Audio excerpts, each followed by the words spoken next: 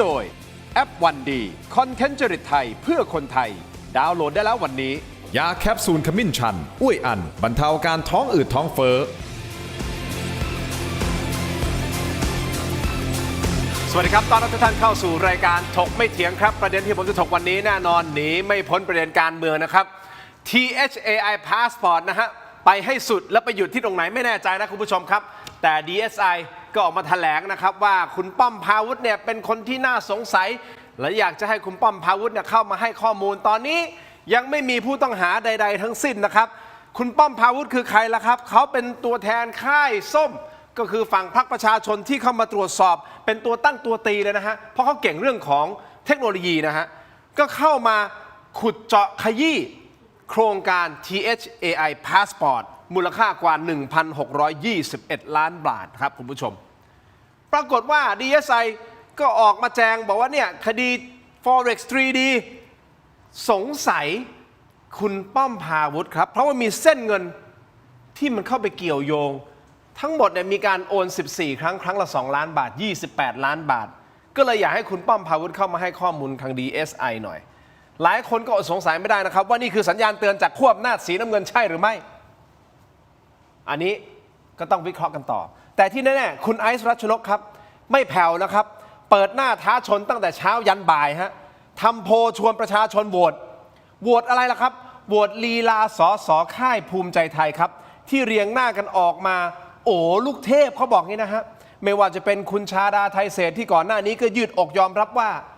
ภูมิใจไทยสนิทกับแพลน B จริงหรือคีย์แมนคนอื่นๆนะครับที่ออกมาปกป้องโครงการ THAI Passport แต่พอคุณไอซ์ขยับตัวได้ไม่นานฮะคุณผู้ชมครับก็โดนคุณเรืองไกรลีกิจวัฒนะขาประจำครับคนนี้แหละครับท่านนี้แหละครับเคยมารายการผมไม่เถียงด้วยสอยกลับครับยื่นคำร้องด่วนถึงปปชให้ตรวจสอบบัญชีทรัพย์สินของคุณไอซ์รัชนกครับตกลงติงปองป่ะฮะไปมาทั้งสองฝ่ายนะครับคุณผู้ชมแต่แน่นอนฮะเรื่องนี้มันเป็นคลื่นใต้น้ำลามไปถึงปมร้อนที่มีการตั้งข้อสังเกตว่ารัฐบาลแทรกแซงสื่อหรือเปล่าจนทำให้รายการของคุณดนัยเอกมหาสวัสดิ์นะครับพี่หมาแก่กับพี่แมวสาวคุณอมรรัตน์มหิทธิรุกเนี่ยต้นหลุดออกจากผังวันที่30มิถุนายนคือวันสุดท้ายนะฮะพี่แกเขาดาวทุกวันเลยนะฮะทุกเช้าที่ทำรายการนะครับคุณผู้ชมครับก็เลยมีการตั้งข้อสังเกตว่าเฮ้ยนี่เป็นการปิดปากสื่อหรือเปล่าแทรกแซงสื่อหรือเปล่าคุณรัชดาต้องออกมาปฏิเสธแล้วนะครับยังมีข้อมูลด้วยนะฮะบอกว่ายังมี3สื่อหลักด้วยนะ3สื่อหลักถูกคุมเข้มด้วยนะครับจริงเท็จอย่างไรเดี๋ยวมามอนิเตอร์กันคุณผู้ชมครับและแน่นอนเลือกตั้งผู้ว่ากทมฮะ28มิถุนายนที่จะถึงนี้เดือดขั้นสุดขีดครับทำโพลออกมาแน่นอนฮะอาจารย์ชัดชาติยังเป็นที่1อยู่นะครับแต่ที่2นี่สิครับดร.มลิกาบุญมีตระกูลมหาสุขออกมาเป็นอันดับ2ฮะแล้วคุณโจแล้วฮะดร.โจหล่นไปอยู่อันดับ3คุณผู้ชมครับและยังมีแคมเปญนารีพิฆาตอากงฮะของคุณมลิกาออกมาด้วยจะปล่อยหมัดเด็ดออกมาหวังบี้คะแนนคุณชัดชาติครับคุณผู้ชมวิเคราะห์เจาะลึกแบบตรงไปตรงมากับ2ตัวตึงคอการเมืองคุณเทพไทยเสนพงศ์นะครับนักวิชาการอิสระนักวิเคราะห์การเมืองอิสระและอดีตสสนครศรีธรรมราชครับสวัสดีครับคุณเทพครับสวัสดีครับนักวิชาการอิสระต้องท่านนี้ฮะอาจารย์ศิโรจน์ คำไพบูลย์ครับสวัสดีครับอาจารย์ครับสวัสดีครับขอบคุณทั้งสองท่านที่ให้เกียรติรายการถกไม่เถียงนะครับเอาประเด็นแรกก่อนได้ไหมฮะ THAI Passport คุณป้อมพาวุฒิกันหน่อยเรื่องนี้กลายเป็นเกมการเมืองหรือเปล่า 1,600 กว่าล้านบาทที่คุณป้อมพาวุฒิและฝ่ายค้านเขาออกมาจี้แล้วออกมาตั้งข้อสงสัยว่ามันไม่ชอบมาพากลหลายอย่างนะครับผู้ชมโดยชนวนเหตุของเรื่องนี้เมื่อสัปดาห์ที่แล้วก็คือวันศุกร์ที่แล้วใช่ไหมที่ DSI เขาแถลงเกี่ยวกับคดีนี้นะฮะ Forex 3D โดยมีการนำแผนผังกระบวนการชำระเงินมาเปิดเผยปรากฏว่ามีชื่อของคุณป้อมพาวุฒิพงษ์วิทยานุฮะสสบัญชีรายชื่อพรรคประชาชนครับฝั่งแกนนำพรรคประชาชนคุณเท้ง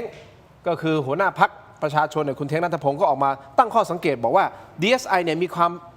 ผิดปกติอย่างมากนะท่าทีของเขาเพราะการแถลงข่าวครั้งนี้กลับ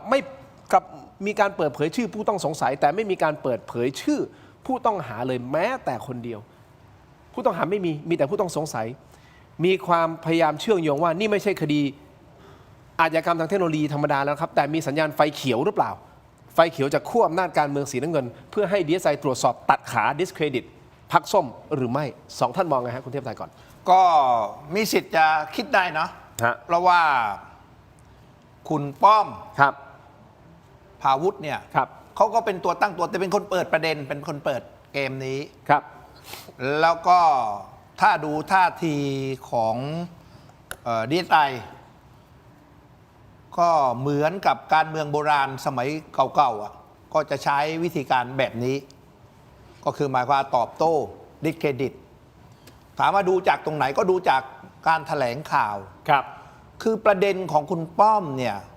ไม่ได้ตั้งข้อกล่าวหา ฮะ นะเพียงแต่สงสัยคือสงสัยอย่างนี้ปกติเขาก็เรียกไปคุยได้อยู่แล้ว ก็เชิญไปคุยได้ แล้วทำไมต้องมาแถลงล่ะแถลงหวังผลอะไร ก็ ก็สงสัยไง ตัดขาไงดิสเครดิต เอาตรงๆแล้วตัดขาดิสเครดิตงี้เลย ดิสเครดิตบอกอยู่คุณมาแถลงเลยแถลงโดยคุณไม่แจ้งข้อหา ถ้าคุณแถลงคุณแจ้งข้อกล่าวหาเขาดิอันนี้ชัดมันจำเป็น หรือคุณไปออกหมายศาลจะอันนี้ออกหมายขอศาลออกหมายเรียกออกหมายจับไอ้อย่างนี้ชัดไอ้อย่างนี้คุณพูดเลยว่ามีข้อสงสัยถ้าไงเขาเชิญเข้ามาให้ปากคำเอาเอกสารมาอะไรมาโอ้ยอย่างนี้เบาหวิวอย่างนี้เบาหวิวเลย เบาเกินไป เบายิ่งกว่านุ่นอีก เอ้า เบามากเพราะฉะนั้นเนี่ยทำให้คนคิดว่าต้องการเอาคืน คิดไปได้ใช่ไหม ได้อยู่แล้ว คิดไปได้ว่าเอาคืน ใช่ ตัดขา ถูกคราวนี้ผมถ้าเป็นคุณป้อมนะผมก็ดูถ้าผมเป็นคุณป้อมผมก็ลุย ผมก็ไม่ได้สนอยู่แล้วผมก็ลุยอยู่แล้ว ก็หมายความว่าตอนนี้ผมเนี่ยเอาละวันแรกคุณป้อมหายไป ครับ อันนี้ผมเข้าใจได้ว่าโอเคเพราะคุณป้อมต้องรอว่าเขาจะแถลงอะไร และมันมีประเด็นอะไร ครับ เขาก็อาจจะต้องมาเตรียมพยานเตรียมหลักฐานอะไรมาชี้แจงนะอันนี้ผมเข้าใจได้ ครับ พอหลังจากนั้นคุณป้อมก็โพสต์เฟซบุ๊ก ฮะ เขาโอเคยังพอได้อีก แต่ว่าหลังจากเนี้ยผมว่าถ้าผมเป็นคุณป้อมนะผม ฮะ ตั้งโต๊ะผมแถลงสู้เลย ต้องออกมาพูดแล้ว ต้องตาต่อตาฟันต่อฟันมันไม่กลัวคือถ้าเราบริสุทธิ์ใช่ยังไม่กลัวอะไรอ่ะ อ้าวเขาอาจจะมองว่าก็ผมบริสุทธิ์อะทำไมผมจำเป็นต้องออกมาพูดไม่จำเป็นก็เดี๋ยวผมก็ยื่นหลักฐานเอกสารไง ไปที่ DSI ก็ถ้า DSI เรียกก็ไปแล้วคุยแล้วก็จบไง ก็เราได้เปรียบเราบริสุทธิ์กลัวอะไรอ่ะกับบริสุทธิ์อ่ะยิ่งบริสุทธิ์เลยยิ่งได้ทีขี่แพ้ไล่เลย แสดงว่าเอางี้คุณกำลังจะบอกว่าคุณป้อมพาวุธเองก็ดูน่าสงสัยเหรอ คือ ยังไงฮะ คือผมไม่รู้ว่าเกมเขาอ่ะวันเราลีลามันต่างกันนะ เขาอาจจะ เขาอาจจะเป็นคนอย่างนี้ เขาอาจจะมีปัญหาว่าโอเค เพราะว่าถ้าหากว่าคุณไปออกสื่อแล้วถูกสื่อรุม ถ้าคุณไม่สันทัดคุณก็อาจจะตายใหม่ได้ใช่ไหมแต่ว่าถ้าเป็นผมอย่างผมเนี่ยผมไม่กลัวไง ฟาดแน่นอน ผมรับรองได้เลย คือหมายความว่าถ้าหากว่ามึงต่อยมาหมัดกูเตะก้านคอเลย โอ้โห เอาคืนกำไรด้วย ดอกเบี้ยด้วยไง อาจารย์ศิโรจน์จะมีดอกเบี้ยด้วยไหมจะเป็นแบบคุณเทพไทยไหมมองเกมนี้ยังไง ผมว่าอย่างนี้นะครับคือวันที่มีการแถลงเนี่ยมันพิรุษตั้งแต่หลาย ๆ เรื่องนะครับวันนั้นเนี่ยเราได้ยิน DSI พูดถึงคนสองคน คนที่หนึ่งเป็นนักร้อง ครับ คนหนึ่งซึ่งตอนนี้ถูกอายัดทรัพย์สินแล้ว ถูกอายัดเงินทองถูกอายัดรถแล้ว วันนั้น DSI พูดชื่อย่ออแต่เป็นผู้ถูกกล่าวหา พูดแค่ชื่อย่อ ฮะ ส่วนอีกคนหนึ่งคือคุณป้อมพาวุฒิไม่ใช่ผู้ถูกกล่าวหา ครับ ไม่ได้มีความผิดอะไร ฮะ นะครับแต่พูดชื่อจริง คุณทินเคยเห็นไหมครับตำรวจแถลงข่าว พูดชื่อย่อผู้ถูกกล่าวหาที่จะอายัดทรัพย์สิน แต่พูดชื่อจริงเต็มๆของคนซึ่งไม่ได้มีความผิดอะไร ไม่ได้มีหมายจับ ไม่ได้มีข้อกล่าวหาอะไรกับเขาเลยไอ้อย่างเงี้ยก็พิรุธแล้ว ก็เชิญมาให้ข้อมูลเฉยๆก็เปิด ก็ไม่จำเป็นต้องพูดชื่อ ไม่รู้ผม ไม่ต้องเป็นชื่อ ผมพยายามจะคิดอยู่ ปกติเวลาใครจะโดนเจ้าหน้าที่นะครับขอข้อมูลเนี่ยไม่จำเป็นต้องเป่าประกาศชื่อ เพราะเมื่อเป่าประกาศชื่อ คุณทำให้คนเสียหายแล้วเรื่องแบบนี้เจ้าหน้าที่ผิดกฎหมายด้วย นี่คือข้อที่หนึ่งข้อที่สองวันนี้ครับ DSI มีการออกประกาศอีกเรื่องหนึ่งนะครับไม่แน่ใจว่าเอาขึ้นมาได้ไหมเป็นประกาศที่ทำให้น่าสงสัยวันนี้เป็นเรื่องของการเล่นการเมือง เพราะวันนั้นที่ DSI แถลงข่าวเนี่ยบอกว่าเฮ้ยมีความเสียหายเกิดขึ้นต่างๆ นานามากมายนะครับแล้วก็พูดชื่อคุณป้อมพาวุฒิวันนี้ DSI ออกอีกเอกสารมาอีกเอกสารหนึ่งนะครับประกาศว่าใครที่เป็นผู้เสียหายในกรณีนี้เนี่ยช่วยมาแสดงตัวหน่อย อ้าวเขาตรวจสอบมา 6 เดือนแล้วไม่ใช่เหรอค ก็ รับ เนี่ยครับวันนี้เขาประกาศตามหาผู้เสียหายครับใครที่เป็นผู้เสียหายจากกรณีนี้นะครับในการแถลงของ DSI วันนี้นะครับ หมายถึงผู้เสียหายเพิ่มหรือเปล่า เนี่ยไม่รู้ครับเขาไม่ได้บอกผู้เสียหายเพิ่มผู้ได้รับความเสียหายจากโบรกเกอร์แล้วก็มีการระบุชื่อนั้นเหล่านี้นู่นนี่นั่นนะครับประกอบด้วยอาจารย์ P โค้ชเจม JP Global Acme และบริษัทต่างๆเนี่ยนะครับเรนนี่เพย์โซลูชันสามารถติดต่อได้เลย ก็แปลว่าตอนที่ประกาศเนี่ยผู้เสียหายยังไม่มีหรือเปล่าล่ะมันก็เป็นคำถามใช่ไหมล่ะ ขอเพิ่ม ก็นั่นแหละแต่คดีแบบนี้ถ้าเกิดประกาศชื่อคนว่าเขาทำผิดเนี่ยมันควรจะมีผู้เสียหายที่จับต้องได้มากกว่านี้ไหมเพราะฉะนั้นผมว่ามันมี 2 เรื่องที่พิรุษและพิลึกจริงๆนะครับเรื่องที่ 1 ประกาศชื่อโดยที่เขายังไม่ได้ทำอะไรผิด นะครับส่วนคนที่ทำผิดไม่ประกาศชื่อไอ้เรื่องที่ 2 คือวันนี้นะครับมีการขอผู้เสียหายให้มาพบเจ้าหน้าที่ผมแถมอีกเรื่องหนึ่งนะครับอันนี้เป็นเรื่องการเมืองแล้วนะครับอาทิตย์ที่แล้วเนี่ยนะครับประมาณปลายสัปดาห์ ครับอาจารย์ นะครับมันมีการเปิดห้อง ฮะ นะครับของบุคคลสำคัญทางการเมือง2 คนนะครับแล้วก็เรียกสสกับรัฐมนตรีของพรรคการเมืองไปชี้หน้าด่านะครับว่าพวกมึงมีกันตั้งหลายคน มีทั้งสสมีทั้งรัฐมนตรีมีทั้งกรรมาธิการ มึงปล่อยให้คนคนเดียวเล่นงานเราขนาดนี้ได้ยังไง เอ้ยนี่คือข้อมูลที่อาจารย์ได้ ก็ มา นี่คือข้อมูลนะครับว่าอาทิตย์ที่แล้วมันมีการเรียกคนเข้าห้องเชือดกัน แล้วก็บอกเลยว่าถ้าเรื่องนี้จัดการไม่ได้นะครับเรื่องคนคนเดียวคือหมายถึงเคสคุณไอซ์ที่ออกมาเปิดเรื่องนั้นนี้ถ้าเคสนี้จัดการไม่ได้ เดี๋ยวจะเอาออกจากตำแหน่งรัฐมนตรี โอ้ ไอ้นี่คือความพิรุษนะครับที่มีการเรียกกันแล้วจริง ๆ ว่า ขนาดนั้นเลยเหรอ ก็เรียกกันไปแล้วอะครับแล้วหลังจากนั้นก็จะมีกระบวนการที่รัฐมนตรีเนี่ยเริ่มไปพบสื่อเริ่มไปคุยกับคนพวกนี้ว่าจะทำยังไงให้ข่าวเรื่องโครงการนี้มันผ่อนหนักเป็นเบานะครับอาทิตย์ที่แล้วมีการกินข้าวกันนะครับรัฐมนตรีเรียกสื่อไปพบ แล้วก็ขอร้องสื่อที่ตัวเองพอจะคุยได้ว่าเบาๆเรื่องนี้หน่อยได้ไหมมันมาเป็นลูกระนาดแล้วอะครับไม่ว่าจะเป็นการที่คุณป้อมโดนนะครับแล้วเราก็เห็นคุณไอซ์นะครับโดนยื่นสอบบัญชีทรัพย์สินแล้วคุณเห็นไหมคุณไอซ์โดนเรื่องอะไรนะครับมีทรัพย์สินที่ไม่ได้แจ้ง 80,000 บาทประมาณ300 ชิ้น คนอ่านปุ๊บก็เดาว่าเป็นหนังสือหรือไม่ก็การ์ตูนเพราะ300 ชิ้น 80,000 บาทหารออกมาแล้ว250มันราคาการ์ตูนชัดๆแต่เอาเรื่องพวกนี้ไปยื่นจะถอดถอนเขาจากตำแหน่งสสมันก็ลงล็อกกันหมดป้อมพาวุฒิโดนไอซ์ลักษณกโดนนะครับมีการเรียกคนเข้าห้องเย็น มีการเรียกคนเข้าห้องเชือดรัฐมนตรีไปคุยกับสื่อว่าเบาๆเรื่องนี้กันหน่อยได้ไหมแล้วขออีกนิดนึงนะครับคนถัดไปผมเตือนไว้เลยนะ คือ อ้อการดี อุ้ย ก็อ้อก็เป็นคนถัดไปที่เปิดเรื่องนี้ค รั รั บบ ประการดีจะโดนเหรอ ก็ตอน พรรค นี้ ประชาธิปัตย์ ก็ไม่รู้ว่าก็ถ้าเกิดป้อมพาวุฒิโดนไปแล้วไอซ์โดนไปแล้ว the next มันคือใครอะครับเขาไม่อยากให้มีการพูดเรื่องนี้เขาไม่อยากให้มีการแตะต้องเรื่องนี้ เรียกเข้าห้องเชือด อันนี้ต้องถามอดีตนักการเมือง ทำไม ตัวยกมันมีเหตุการณ์อย่างนี้เหรอเรียกเข้าห้องเชือดแล้วมันเลียง เขาเรีย ห ก น้า ห้อง ด่า เชือด แต่สมัยผมเนี่ยเขาเรียกห้องเย็น ห้องเย็น ห้องเย็นคือหมายว่าที่เข้าห้องเย็น คือผู้มีบารมีก็ส่วนใหญ่ทุกพรรคการเมืองจะมีผู้บารมี อ่าฮะ แล้วผู้บารมีก็จะเรียกเข้าห้องเย็นไปอบรม คือคำว่าห้องเย็นเนี่ยหมายความว่าเหงื่อแตกพลักๆเลยแหละโดนแบบว่าโดนบี้ใช่ไหม อ่าฮะ ในกรณีของรัฐบาลของพรรคภูมิใจไทย อ่า ซึ่งวันนี้เขาก็ถามคุณอนุทินเสียหนูนะ อ่า คุณอนุทินก็ปฏิเสธ อ่า เขาบอกว่าถ้าหากว่าเขาสั่งให้เล่นงานนะ เอาคืนแบบนี้เนี่ยเขาบอกเยอะแล้วโดนไปหลายคนแล้วเขาไม่คิดเรื่องแบบนี้อะไรเขาก็ว่าไปนะ คือผมเนี่ยผมก็เชื่อนะ เชื่อว่า เชื่อว่าคุณอนุทินเนี่ยเขาไม่เป็นคนอย่างนั้น อ่า แต่ว่าคนอื่นเนี่ยผมไม่รับประกันไง อืม คือคุณอนุทินที่ผมคบมา 30 ปีเนี่ยนะ อืม ก็เขาเป็นคนใจดีเป็นคน อืม สุภาพบุรุษแหละ อันนี้ผมไม่เคยเจอตัวท่านนะแต่หมายถึงว่าผมได้ยินหลาย ๆ ท่านพูดแบบเนี้ย เขาเป็น ท่า คน ได้ ใจ ท่าน ดี ได้เจอตัวจริงของท่านจะ เขา เป็น ห อย่า น้าง ถ้า นี้ เขาดีดี ไม่รู้จริงแท้ เพาะ ผมไม่รู้ จริงไม่ได้ผมยืนยันเลย อ่า แต่ว่าคนอื่นคือของแบบนี้เนี่ยนายกเดี๋ยวไม่ต้องสั่งหรอกมันมีพวกขุนพลอยพยัคฆ์เนี่ยมันจะเยอะพวกท่านขุนเนี่ยนะขุนพลอยพยัคฆ์เนี่ยนะ โอเค นายว่าขี้ข้าพลอยเนี่ยนะเยอะมากพวกนี้เนี่ยนะ ฮะ มันจะมีใครคนใดคนหนึ่ง ฮะ ก็ส่งสัญญาณก็แบบอาจารย์ศิโรจน์ว่าเฮ้ยคุณไปจัดการหน่อยดิ โอเค เอาอย่างสื่อที่คุณพูดว่าจะปิดสื่ออย่างเงี้ยนะมันโถไอ้ตัวใหญ่ๆก็ไม่หรอกก็จะมีไอ้พวกกระจอกที่มาจัดการมอนิเตอร์สื่อเนี่ยนะแล้วก็ไปส่งสัญญาณ สิ่งหนึ่งอาจารย์คุณเทพไทยที่ผมไม่ค่อยเข้าใจก็คือว่าถ้าสมมุติเกิดมันเป็นอย่างนั้นจริงๆหมายถึงว่าพยายามที่จะแทรกแซงปิดสื่อหรือพยายามที่จะแบบล็อบบี้เพื่อที่จะให้ปิดข่าวบิดเบือนใช่ไหมฮะแล้วก็เปิดเคสนี้เพื่อที่จะกลบเคสนั้นน่ะถ้ามันเป็นอย่างนั้นจริงๆเนี่ยผมถามว่าคนที่คิดทำอย่างเงี้ยเขาไม่คิดเหรอครับว่าประชาชนเองเขาก็มีสื่อโซเชียลมีเดียสังคมมันเปลี่ยนไปเยอะมากนะครับข้อมูลข่าวสารมันมีเยอะมากมันทำให้สังคมมันยิ่งเคลือบแคลงใจไปหนักขึ้นไปอีกไม่ใช่หรือแล้วทำไมยังกล้าที่จะทำอย่างสิ่งเหล่านี้นี่คือสิ่งที่ผมสงสัยนะสิ่งที่ผมสงสัยนะและอีกข้อหนึ่งคือที่ผมสงสัยว่ารัฐมนตรีที่แบบปิดห้องเย็นแล้วบอกว่าถ้าจัดการเรื่องนี้ไม่ได้เนี่ยใช่ไหมแล้วจัดการเนี่ยถ้ารัฐมนตรีก็จะถูกเด้งอะไรก็ว่าไปเนี่ย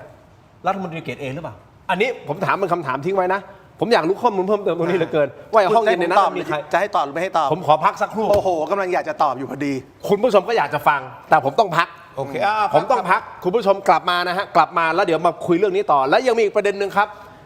เอาตัวผมบอกแล้วนี่คือตัวพ่อทั้ง 3 ท่านของรายการนะฮะ วงการสื่อรุ่นเก่าเลยนะครับคุณผู้ชมครับก็คือคุณสุทธิชัยหยุ่นอาจารย์วีระธีรพัฒน์นะฮะรวมถึงคุณวิสุทธ์คมวัชรพงษ์เนี่ยฮะก็พูดในรายการของเขาแล้วบอกว่าคุณอนุทินเนี่ยอาจจะอยู่ยาวถึง 8 ปีนะแล้วคนต่อไปที่จะรับไม้ต่อจากคุณอนุทินคือคุณชัยชนกนะฮะอันนี้เขาวิเคราะห์กันแบบนี้นะฮะทั้งสองท่านคิดเห็นยังไง เราก็พูดกันแบบนี้ พักสักครู่ครับช่วงหน้ากลับมาติดตามครับ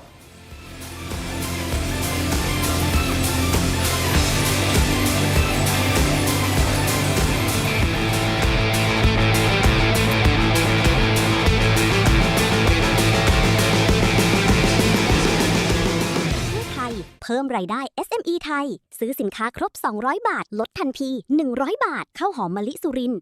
290 บาท ไข่เค็มชัยยา อสม. 110 บาท ลูกชิ้นปลาเก็ตมุกดา 230 บาท ที่ thailandpostmart.com แชมป์เซียนขจัดคราบ ประสิทธิภาพพลังแชมป์ผ้าขาวสะอาด รีดง่าย ไร้กลิ่นอับ กลิ่นหอม ถนอมใยผ้า ไม่เปลืองแรงขยี้ เริ่มต้นที่ 10 บาท หาซื้อได้ที่ CJ M ทุกสาขาดีขนาดนี้อย่ารอช้า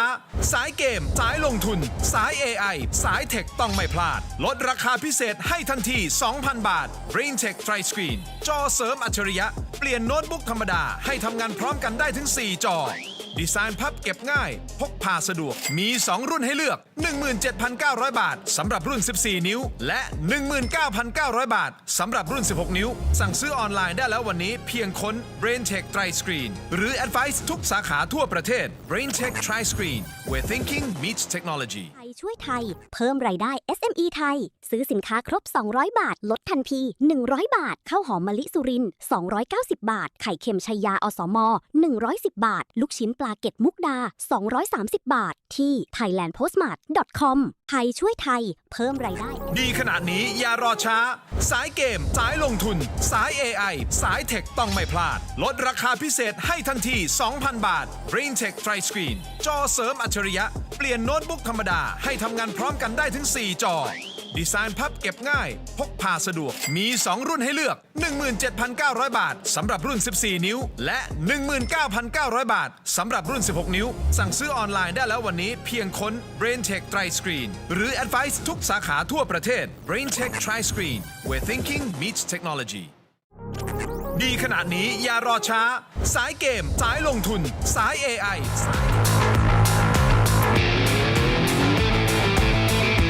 กลับมาต่อนะครับคุณผู้ชมถกไม่เถียงครับยังอยู่กับอาจารย์ศิโรจน์และคุณเทพไทยนะครับคุณผู้ชมครับอย่างนี้ประเด็นที่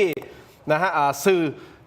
ระดับตำนาน 3 ท่านนะอาจารย์วีระนะคุณสุทธิชัยนะคุณวิสุทธ์เนี่ยเขาวิเคราะห์ในรายการของเขานะครับบอกว่าจริงๆเนี่ยท่านนายกอนุทินเนี่ยอาจจะอยู่ยาวถึง 8 ปี และมีคนรับไม้ต่อคือคุณชัยชนกใช่ไหมครับแต่ผมไม่ได้พูดข้อมูลเพิ่มเติมทีมงานเขาบอกพี่อย่าลืมพูดในนี้สิผมขออภัยผมลืมเดี๋ยวผมพูดตอนนี้เลยครับเขาบอกว่าถ้าจะเป็นชัยชนกเนี่ยต้องข้ามศพ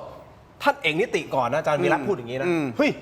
ขนาดนั้นเลยแสดงว่ามันมีการดีลเมคกิ้งกันเรียบร้อยแล้วเหรอโอ้ยคุณเอกนิติไม่อยู่ในสมการครับนั่นไงไม่มีครับมี promising กันแล้วหรือใช่หรือไม่นี่ก่อนที่จะไปเรื่องนี้คุณผู้ชมก่อนที่ไปเรื่องนี้เราพูดคุยกันต่อเรื่องของ AI passport นิดนึงนะครับคุณผู้ชมครับสรุปสุดท้ายนี่คือการปกป้องโครงการของฝั่งรัฐบาลใช่หรือไม่แล้วเดี๋ยวผมจะไปห้องเย็นของอาจารย์ครับศิโรจน์ ใช่ คือคุณต้องเข้าใจว่าโครงการนี้เนี่ยเป็นโครงการของชัยชนก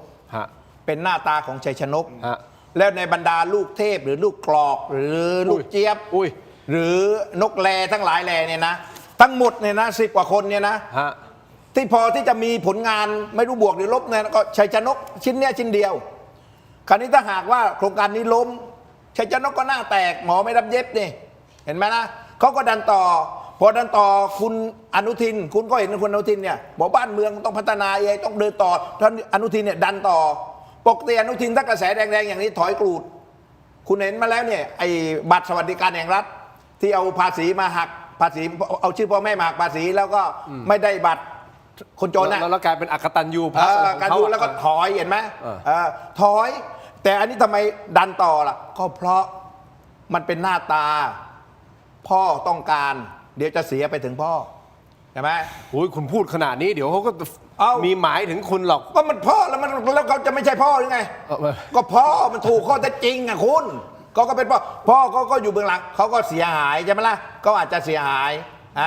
แล้วก็โครงการนี้คุณก็รู้อยู่แล้วเนี่ยโอ้โหหมายความว่าถ้าเป็นหมูตะสุกรหมู3 ชั้นเลยกินมันมากก็คือ มาเคี้ยวได้มันเลย เป็นโครงการที่ อ่า งบประมาณของกองทุน ไม่ใช่งบประมาณประจำปีไม่ต้องเข้าสภาสบายมาก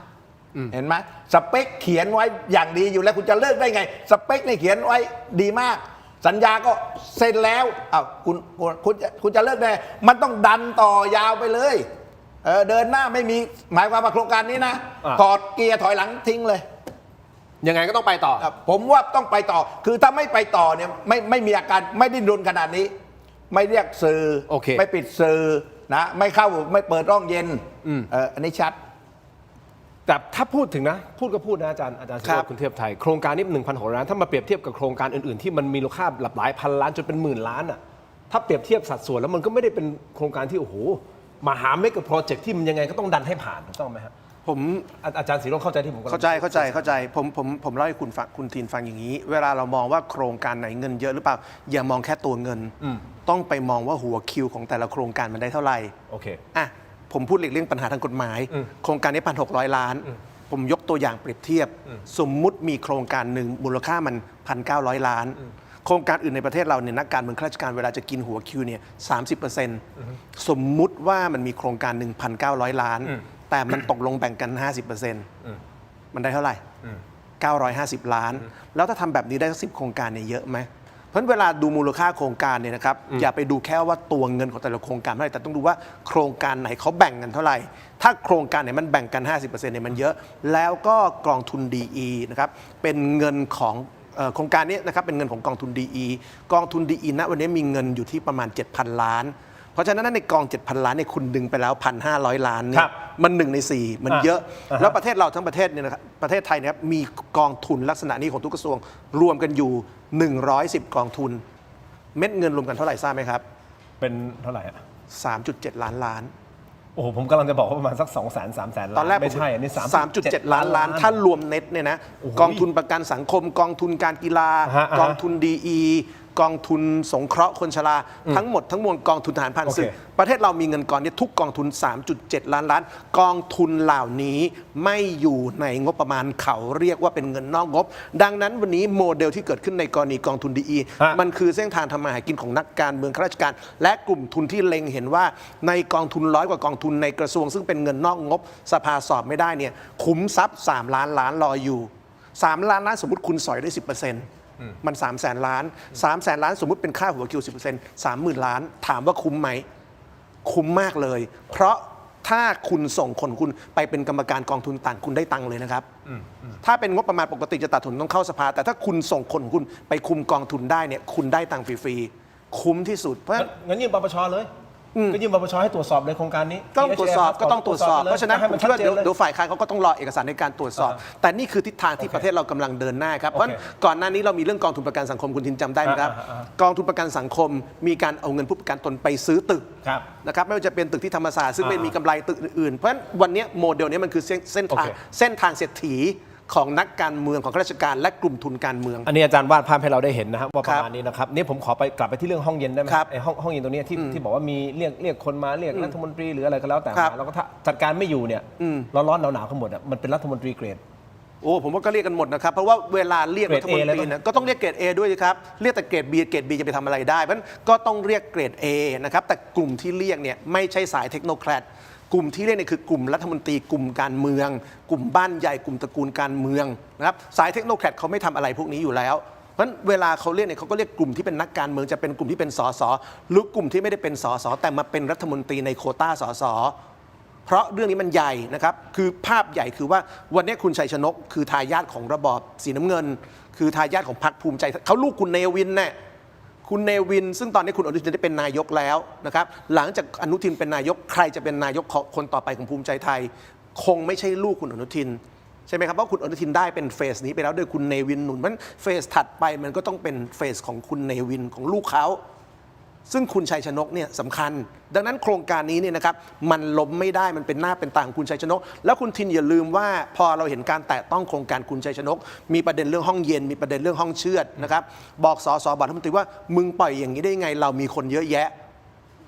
นะครับปล่อยให้ไอซ์คนเดียวทำปั่นป่วนได้ยังไงนะครับไปจัดการให้เรื่องนี้จบไม่งั้นหลุดรัฐมนตรี หลังจากนั้นมีประเด็นเรื่องสื่อถูกขอร้องนู่นขอร้องนี่นะครับแล้วเราก็เห็นการขนนะครับกลุ่มรัฐมนตรีลูกเจี๊ยบกลุ่มรัฐมนตรีเทพออกมาปกป้องโครงการนี้ แล้วสสเล็กสสน้อยทั้งหลายทั้งปวงเนี่ยก็ออกมาปกป้องโครงการนี้กัน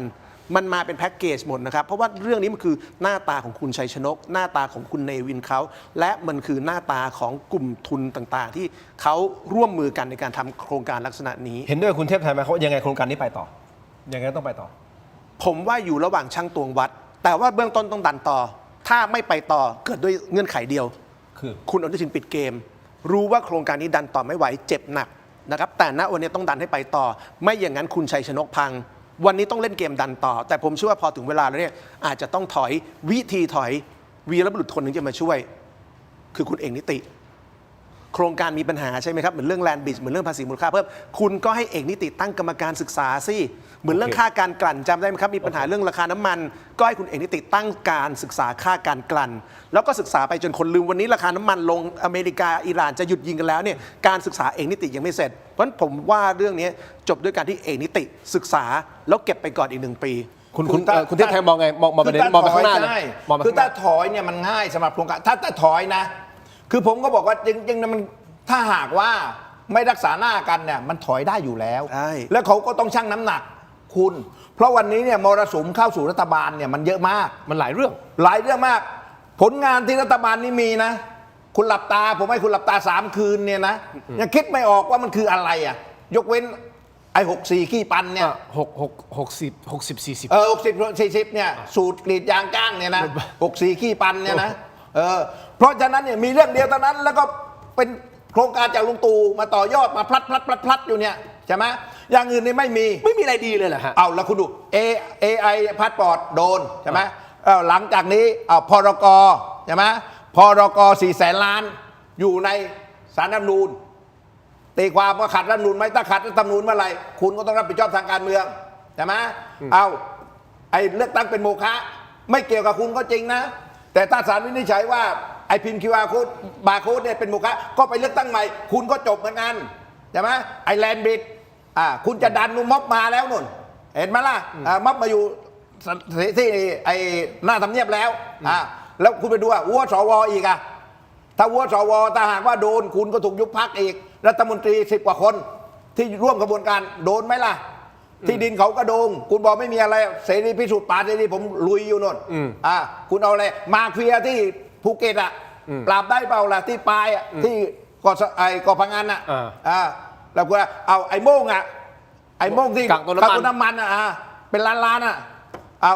จับได้ยังจับมาได้สักคนแล้วยังโอ้มันเยอะมากเนี่ยผมเอามือเอาเท้ามานับยังไม่พอเลยคุณนิ้วมือนิ้วเท้ามานับปัญหาเนี่ยยังไม่พอแล้วจะไม่ถอยได้เพราะอะไรผมคิดว่าเขาถอย เพราะมันไม่เคยถอยผมเนี่ยประเภทนักเลงวัวชนนะวัวชนตัวไหนถ้ามันแพ้แล้วนะมันวิ่งแล้วนะมันจะวิ่งซ้ำอันนี้ก็เหมือนกัน ถ้านี่ถอยก็ไม่ได้เป็นการเสียหน้าอะไรหรือเปล่า ก็ผมว่าบอกว่าไม่ต้องเสียไม่เสียไง ผมก็บอกว่าถอยแล้วเขาก็มาขู่มาอ้างไง ว่าถอยไม่ได้เดี๋ยวเสียค่าโง่เดี๋ยวเขาฟ้องเพราะมันจะฟ้องได้ยังไงไอ้บริษัทที่ได้คุณรู้จักกันทั้งนั้นกากี่นั่งคนกันเองถ่ายรูปกันอยู่ในเฟรมทั้งนั้นแล้วคุณตกลงกันดิไว้ถอยกันเอาคนละครึ่งเจ้ากันแล้วก็เดี๋ยวมาเริ่มกันใหม่แล้วก็ศึกษาใหม่เริ่มใหม่ผมก็เสนอเขาแล้วคุณอนุทินบอกคุณชัยชนกว่าลองใหม่เที่ยวนี้นะ1,600 ล้านเก็บไว้ก่อนไม่เป็นไรไม่บูดไม่เน่าเงินของประชาชนนะครับแล้วก็5 ล้านคนเนี่ยนะมันใหญ่โปรเจกต์มันใหญ่มากไปไม่รู้คุณใจครบหรอคุณลองสัก1 ล้านคนก่อนแล้วกันโอเคนะแล้วก็ลองถ้ามันดีคนเยอะเชียร์แข่งกันประสบความสำเร็จเฟส 2เฟส 3เฟส 4ว่ามาเลยไอ้อย่างเงี้ยมันไม่มีใครขัดขวางเรื่อง AI นี้นะคุณผมถึงแม้ว่าผมเล่นไม่เก่งครับผมก็สนับสนุนให้มี AI แต่ว่าต้องให้มันโปร่งใสแลมคุ้มค่าคุณทินโอเคโครงการนี้จะเดินต่อหรือไม่เดินต่ออย่างไรนะครับวันนี้คุณแนนบุญธิดาใช่ไหมฮะท่านรัฐมนตรีช่วยดีนะท่านไปในรายการโฟนอินไปในรายการเรื่องใหญ่รายวันใช่ไหมครับแล้วก็ได้มีการพูดนะฮะอย่างเงี้ยคุณผู้ชมท่านให้สัมภาษณ์ในรายการเรื่องใหญ่รายวันว่าโครงการTHA Passport จะเดินหน้าต่อไปอย่างแน่นอนเดี๋ยวรายละเอียดอย่างไรเดี๋ยวมาฟังกันเพิ่มเติมนะฮะคุณผู้ชมครับแต่ที่แน่ๆนะครับ รายการคุยให้คิดทางไทย PBS นะฮะก็คือคุณสุทธิชัยคุณอาจารย์วีระแล้วก็คุณวิสุทธ์เนี่ยก็มีการพูดถึงว่าคุณอนุทินจะอยู่ยาว8 ปี และคนที่สืบตำแหน่งนายกรัฐมนตรีต่อไปคือคุณชัยชนกแต่อาจารย์วีระแย้งขึ้นมาทันทีบอกว่าถ้าเป็นแบบนั้นจะต้องข้ามศพท่านเอกนิติไปก่อนเพราะมี promising บางอย่างต่อกันpromising บางอย่างต่อกันคืออะไรเหมือนมีการรับปากรับคำอะไรกันไว้ก่อนหน้านี้ใช่หรือไม่ทั้งสองท่านคิดวิเคราะห์อย่างไรเดี๋ยวเราพักกันสักครู่นะครับและขอย้ำอีกครั้งหนึ่งคุณผู้ชมครับเราพยายามติดต่อทางฝั่งของโครงการ THAI Passport เหมือนกันนะฮะตั้งแต่สัปดาห์ที่แล้วว่าเปิดโอกาสให้สามารถที่จะมาอธิบายนะฮะพยายามอย่างต่อเนื่องนะครับพยายามต่อนะครับพักสักครู่ครับช่วงหน้ากลับมาติดตามครับ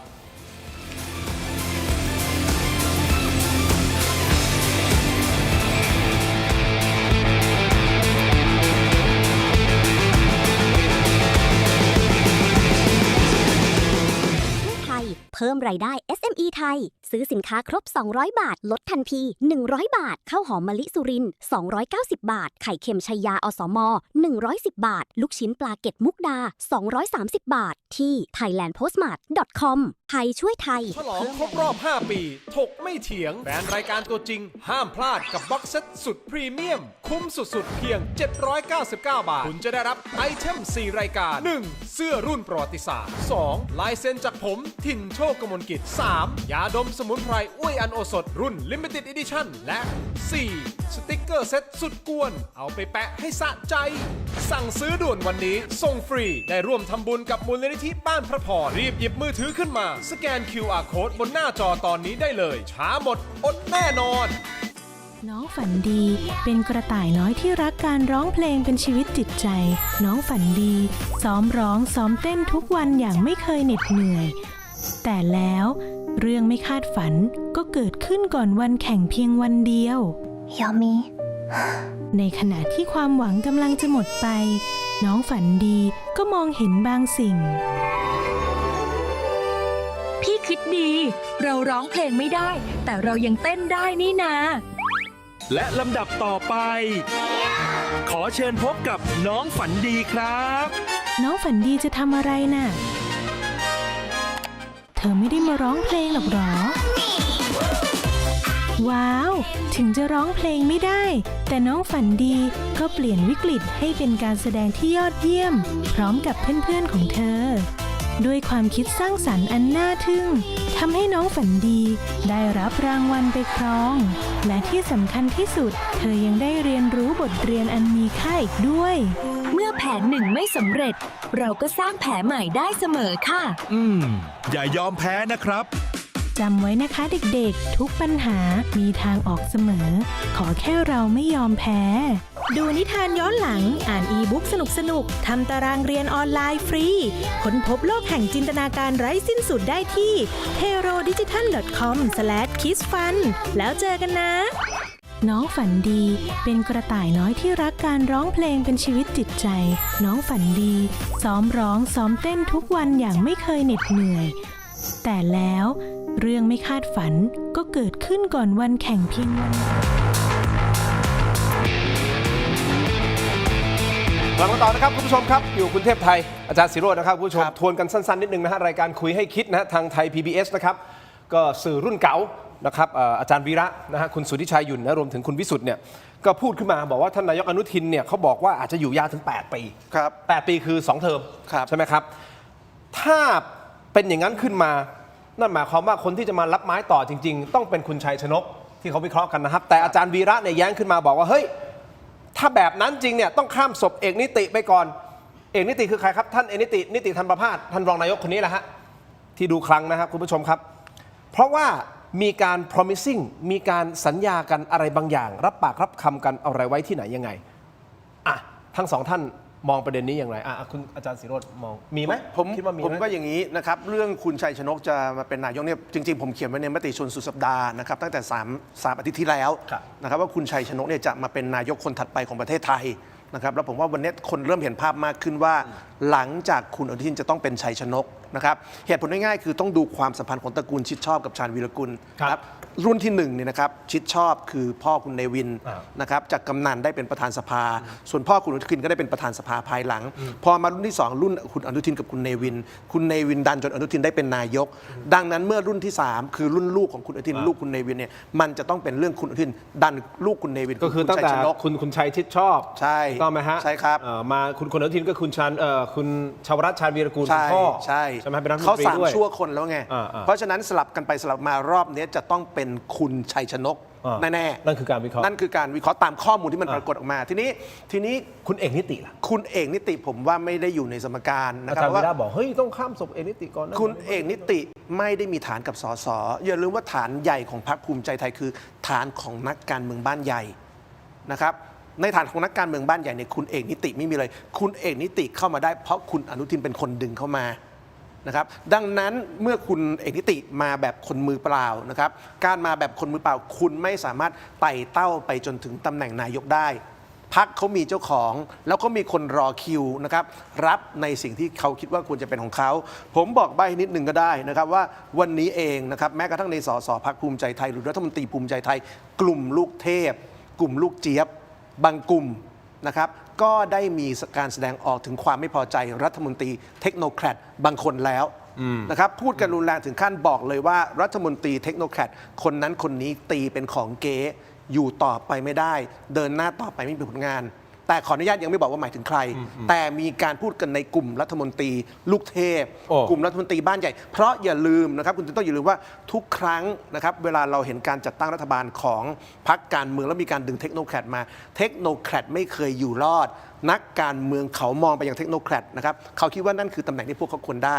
ลองนึกถึงชีวิตเทคโนแครตในยุคพลเอกประยุทธ์จำได้ไหมครับมี4กุมาร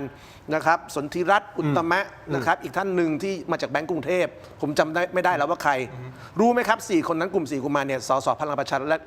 พลังประชารัฐเรียกคนเหล่านี้ว่าอะไร ว่า คนในคลมด้วยกันเนี่ยนะครับ ว่า คนเรียกคนเหล่านี้ว่าแก๊งชุบมือเปิบ อุ้ย ในมุมมองนักการเมือง โอเค เนี่ยเทคโนแครคือแก๊งชุบมือเปิบ ไม่ได้ช่วยหาเสียงตังค์ไม่ได้ช่วยเดินลงพื้นที่ไม่ได้เดินหอบมาเป็นรัฐมนตรี คุณเอกนิติก็จะถูกมองแบบเดียวกันว่าคุณคือแก๊งชุบมือ เพ เปิบ ราะฉะนั้นอาจารย์ศิโรจน์มองว่าไม่น่าจะมีคุณ ไม่น่าจะมี เอกนิติในส แต่ ร คุณอนุทินอาจจะดันคุณเอกนิติ แต่ดันไม่สำเร็จหรอกครับ เพราะว่าไม่มีใครยอมให้นักการเมืองที่มาจากเทคโนแครเติบโตระดับเป็นนายกโดยสสเหนื่อยฟรี ฟัง คุณเทพ ฟังสำนักเทพไทยไข่กระดกวิ อ่ะ เคราะห์ มา จะวิเคราะห์ให้ฟังให้ตาสว่างกันไปเลย อ่ะ ผมคิดว่าคุณเอกนิติที่จะเป็นนายกเนี่ยนะ ผมว่าเอาตัวให้รอดก่อนให้รอดรอบนี้ก่อน อ่า เพราะอะไรเพราะคุณอนุทินคาดโทษ ว่าภายใน1 ปีเนี่ยจะทำ API ที่เขาบอกอะ KPI แกไม่ใช่ KPI API คืออนุทิน เออ ใช่ไหมแต่ผมว่าคงจะไม่ใช่ API ผมว่ากลัวจะ NPI อ๋อโอเค ใช่ไหม NPL NPI ก็คือเนวิน อ๋อเนวิน ต้องใช้จุดแกบอกว่า1 ปีนี้แกจะประเมิน ครับ ใช่ไหมคือโดยหลักพรรคภูมิใจไทยเนี่ยเขาไม่เคยปรับครม.กลางคันเลย ประวัติศาสตร์นะ อยู่ครบเทอมหมด แม้กระทั่งเพื่อนผมนะครูโอ๊ะนะกนกวันวิลาวันถูกศาลรัฐธรรมนูญหยุดให้ปฏิบัติหน้าที่นะไม่ปรับอยู่จนหมดวาระ ครับ แต่ว่าแปลกใจมากว่าทำไมคุณอนุทินมาฆ่าโทษว่า1 ปีนี้จะไม่มีมุ้งจะไม่มีโควต้า ใครทำงานไม่เข้าเป้า ปรับออกหมด เพราะของกลุ่มที่จะต้องถูกปรับออก1 ลูกเทพ ลูกกรอกเนี่ยนะลูกเจี๊ยบเนี่ยพอไปกับลูกนกกับลูกเจี๊ยบก็ถ้าหากถูกปรับก็ ไปหมด ก็อยู่ในกลุ่มนี้ใช่ไหมกับ2เนี่ยกลุ่มเทคโนแครดคือเทคโนแครดเนี่ยคุณต้องเข้าใจว่าก่อนหน้านี้เนี่ยพรรคภูมิใจไทยพาแห่ไปหาเสียงในฐานะในนาม3 แม่ครัวเห็นไหมและตอนนี้คุณไปดูดิผลโพลอ่ะคุณสุปจีไม่ติด1 ใน 5ก็แล้วกันอ่ะคุณว่ามันจะมีบทบาทอะไรมันก็ไม่มีพอไม่มีเนี่ยคุณวีระที่แกวิเคราะห์ว่ามันต้องมีคุณเอกนิติ ครับ เพราะแกเพิ่งพูดเมื่อวันศุกร์ที่ผ่านมาไง พูดในวันที่คุณชัยชนกในยปล่อยไก่ทางลาวออกมาแล้วใช่ไหมจากการที่พูดภาษาอังกฤษคำไทยคำอังกฤษคำไทยคำพูดถึงประวัติตัวเองว่าสอบตกซ้ำชั้น อะไรอย่างเงี้ยคุณวายวิเคราะห์ก็ว่าคงไปไม่ถึงนายกละอย่างเงี้ยบางคนที่จะเป็นนายกได้ก็น่าจะเป็นคุณ เอกนิติใช่ไหมแต่ว่าคุณเอกนิติเนี่ยเหมือนกับอาจารย์ศิโรจน์ว่าเขามาในนามคุณอนุทินมันไม่ใช่มาในนามครูใหญ่ไอ้พรรคนี้มันของครูใหญ่คราวนี้มันเป็นไปได้แหละว่าคุณชัยชนกเนี่ยอาจจะเป็นนายกไม่ได้แล้วตั้งแต่ผมว่าสังคมก็รู้เพราะคุณหัวเราะแล้วบอกคุณชัยชนกจะเป็นนายกในคนก็หัวเราะตอนเนี้ยเรียนเมืองนอกจบ17 ปีอยู่เมืองนอก แต่ว่ามาจบที่บุรีรัมย์เนี่ยคนมันสงสัยแล้วใช่ไหมคุณอ้างข้ออ้างเดียวว่าคุณพูดภาษาอังกฤษได้ครับนายกต้องเป็นนายกโกอินเตอร์พูดภาษาอังกฤษได้คุณเคยไปอังกฤษคุณเคยไปอเมริกาไหมล่ะครับคนบ้าข้างถนนก็พูดภาษาอังกฤษได้ใช่ไหมล่ะผมเห็นนะคนแล้วคุณไปเรียนเมืองนอกมาคุณเห็นคนบ้าพูดภาษาอังกฤษได้ไหมเมืองนอกคุณเทพไทยเบาเดี๋ยวรายการมีคนทักมาว่ารายการถกไม่เถียงจะโดนแบบพี่หมาแก่ดังนั้นมหาสวรรค์เอางี้ฮะเดี๋ยวมาวิเคราะห์เพิ่มเติมกับกรณีคุณหมาแก่ด้วยนะครับแล้วก็มีข่าวเล่าข่าวลือว่ามีการสังเกตเฝ้าระวังสื่อใหญ่3สื่อเลยนะจับตาอย่างใกล้ชิดเลยนะมอนิเตอร์เลยนะถ้าแบบออกนอกแถวนี่อาจจะมีโดนนะคุณผู้ชมครับนี่คือ1ประเด็นส่วนอีกประเด็นหนึ่งคุณผู้ชมครับผู้ว่ากทมนิดนึงแล้วกันนะฮะคุณติ่งมริกานี่แซงดร.โจขึ้นมาแล้วนะจากโพลนะฮะจากอันดับ3ขึ้นมาเป็นอันดับ2ดร.โจหล่นเป็นอันดับ3นะครับและยังมีประเด็นเรื่องของค่าไฟอีกเพิ่งทราบท่านเอกนัทพร้อมพันธ์บอกว่าค่าไฟรวมไอ้ไฟถนนน่ะมันรวมอยู่ในบินค่าไฟของประชาชนนับ10 ปีอ่ะไม่เคยรู้มาก่อนไปในออนไลน์ตอนนี้ครับสกายคิวอาร์โค้ดหน้าจอตอนนี้เลยนะครับเทเลดิจิทัลใน YouTube Facebook ถกไม่เถียงครับเจอกันในออนไลน์ครับขอบคุณครับทั้งสองท่านครับเจอกันครับสวัสดีครับ